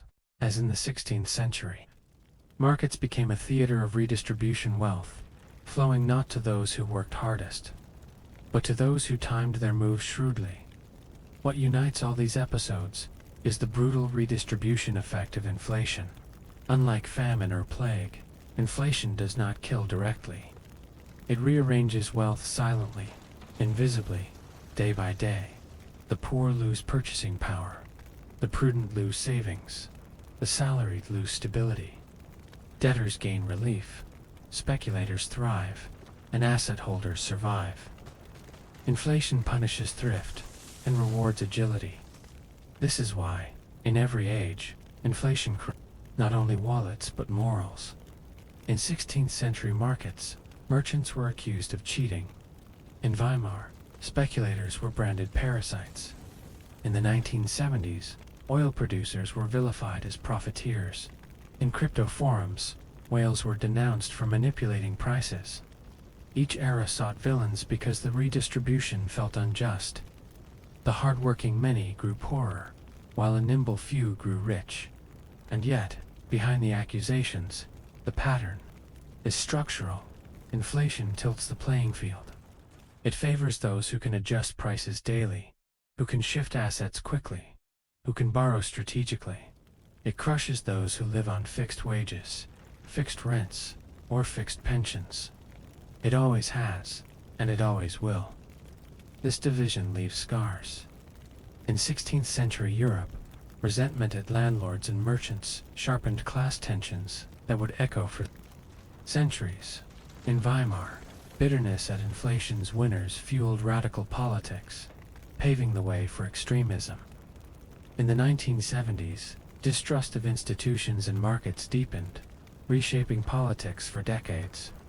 And today, in debates over cryptocurrency and modern inflation, the same suspicion simmers that the system is rigged, that ordinary people always pay while elites always find a way out. But there is a twist. While inflation creates losers, it also spurs innovation. The winners are often those who adapt first. Bankers in Genoa invented new credit instruments. Weimar entrepreneurs pioneered barter systems and foreign currency contracts. The 1970s gave rise to modern central banking strategies. Even crypto's chaos has sparked innovations in digital finance. In this sense, inflation is both destroyer and midwife. It tears down the old order, while forcing the birth of new tools. Still, the human cost remains the same. For the mother in Castile, who pawned her wedding ring to buy bread. For the clerk in Berlin, whose savings vanished. For the retiree in Chicago, watching prices climb. For the investor staring at a collapsing crypto chart, the story is the same. Inflation feels like betrayal. It mocks hard work, sneers at prudence, and rewards chance. That sense of betrayal is why inflation echoes not just economically, but emotionally and politically. It breeds cynicism, fuels protest, and erodes trust in rulers and systems alike. In the 16th century, it weakened monarchies. In Weimar, it weakened democracy. In the 1970s, it weakened confidence in governance. And in our own day, it weakens trust in institutions of finance. Winners may emerge, but inflation always leaves behind more losers, and with them, a legacy of bitterness that reshapes societies long after prices stabilize. Every crisis leaves scars, but the deepest scars are not on ledgers, they are on memory. Out of the price revolution, out of Weimar Germany, out of the 1970s, came not only ruined households and angry protests, but also lessons. Some learned painfully, others ignored until history repeated itself.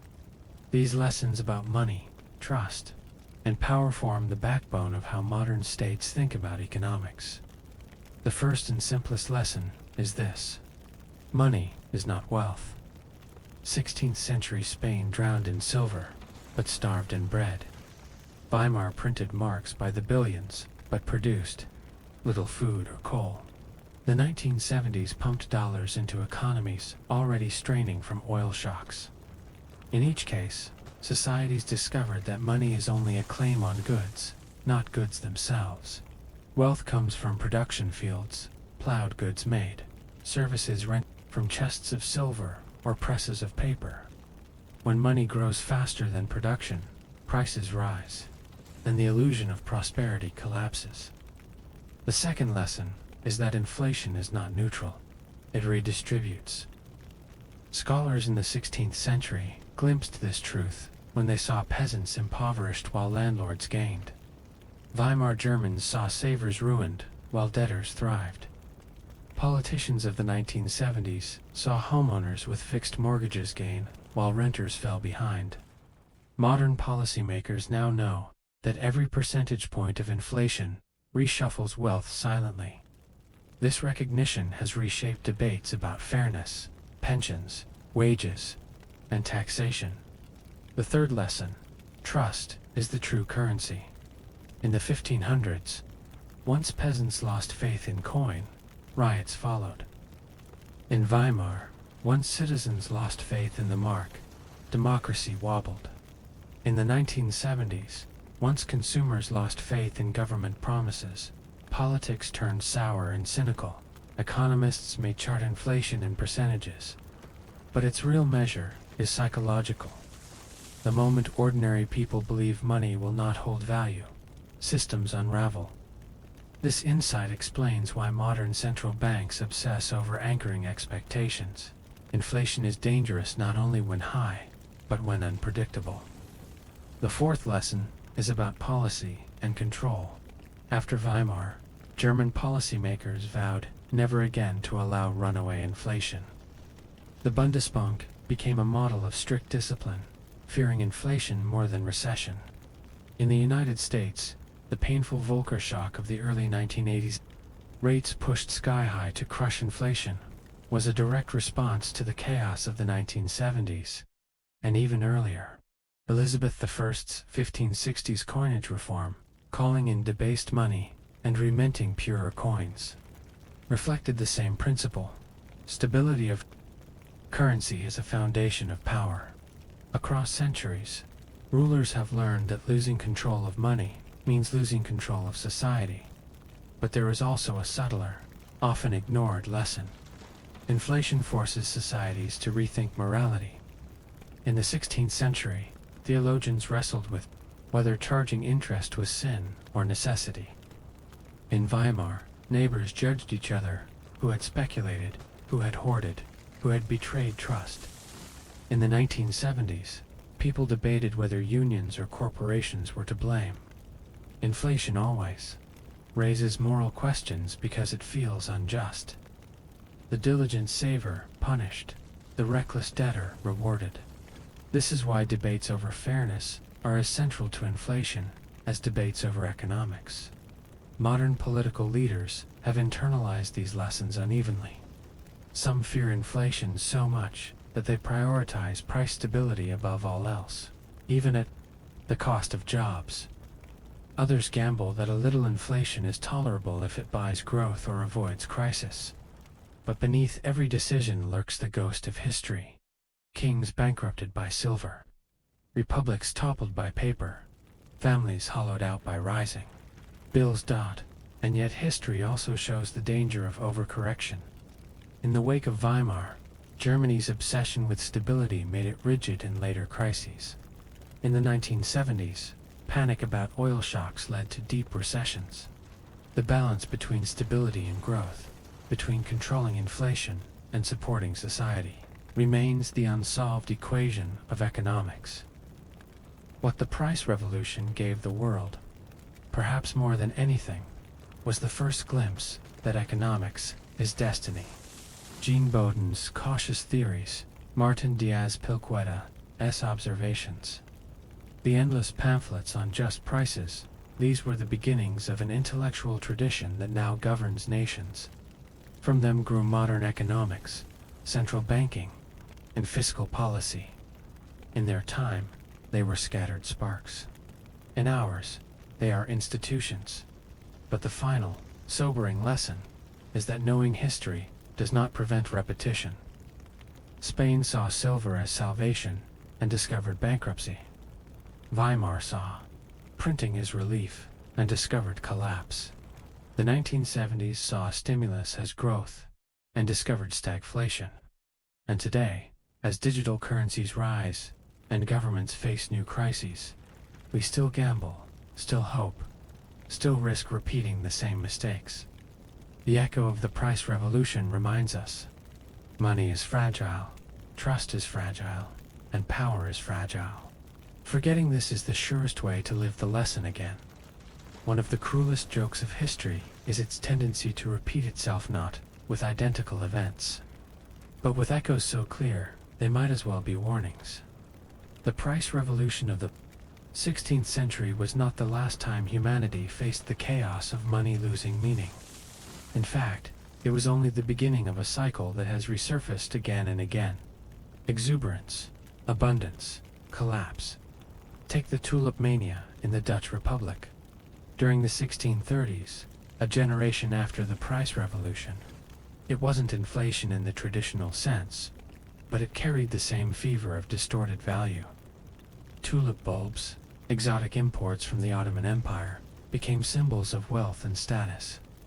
Prices rose until a single bulb could cost more than a craftsman's house. Contracts were written, fortunes exchanged, and ordinary citizens gambled their savings. Then, in 1637, the bubble burst. Bulbs that had sold for hundreds of florins became nearly worthless overnight.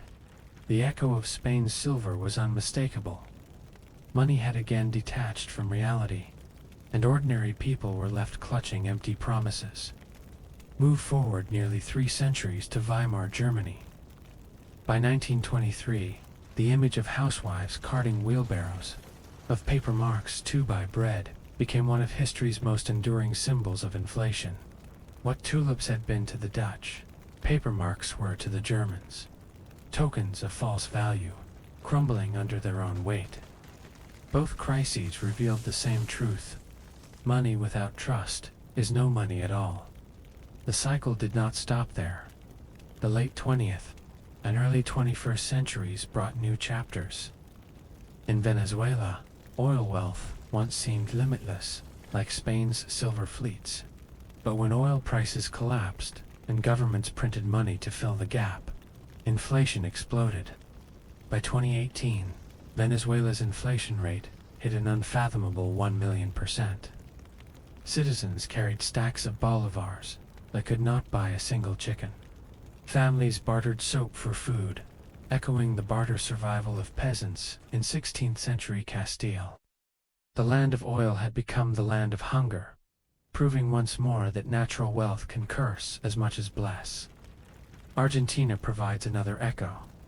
Throughout the 20th century, its economy cycled through boom and bust, often ending in inflationary collapse. In the 1980s, inflation soared above 3,000%. Banknotes lost value so quickly that workers rushed to spend wages immediately, before prices rose by evening. Even today, Argentinians speak of the peso with weary cynicism, turning instinctively to dollars or goods as stores of value. Their skepticism would have felt familiar to a French artisan in 1590 or a German clerk in 1923, when money cannot be. Trusted survival means fleeing into anything that holds value: grain, land, foreign coins. What ties these crises together is not tulips, silver, oil, or paper, but the pattern. First comes abundance or optimism, silver fleets, booming oil, speculative flowers, printed paper. Then comes expansion. Wealth multiplies, debts seem manageable, prosperity feels eternal. Then comes the crack. Prices rise, debts overwhelm, trust falters. Finally comes collapse, riots, defaults, revolutions, or bitter cynicism that lasts generations. Economists call these cycles bubbles, or hyperinflation. Historians see them as recurring dramas of human folly. But for ordinary people, they feel like betrayal. Each time, the losers are those who believed too much in the permanence of money, and the winners are those who abandoned faith at the right moment. Each time, society emerges not only poorer, but angrier and less trusting. And yet, each cycle also reshapes the world. The Dutch emerged from tulip mania, sobered, but still prosperous, eventually building the world's first stock exchange and pioneering modern finance. Germany emerged from Weimar scarred, its obsession with price stability shaping its central banking for decades. Venezuela and Argentina, still struggling, remind us that lessons can be forgotten as easily as they are learned. The deeper echo is psychological. Humanity craves stability. We want to believe that coins, bills, or digital tokens will hold value tomorrow as they do today. But history insists otherwise. Money is fragile, and trust is fickle.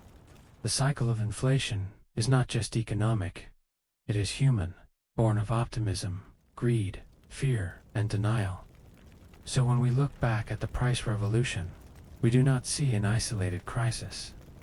We see the first chapter of a recurring story, one that leaps across centuries and continents.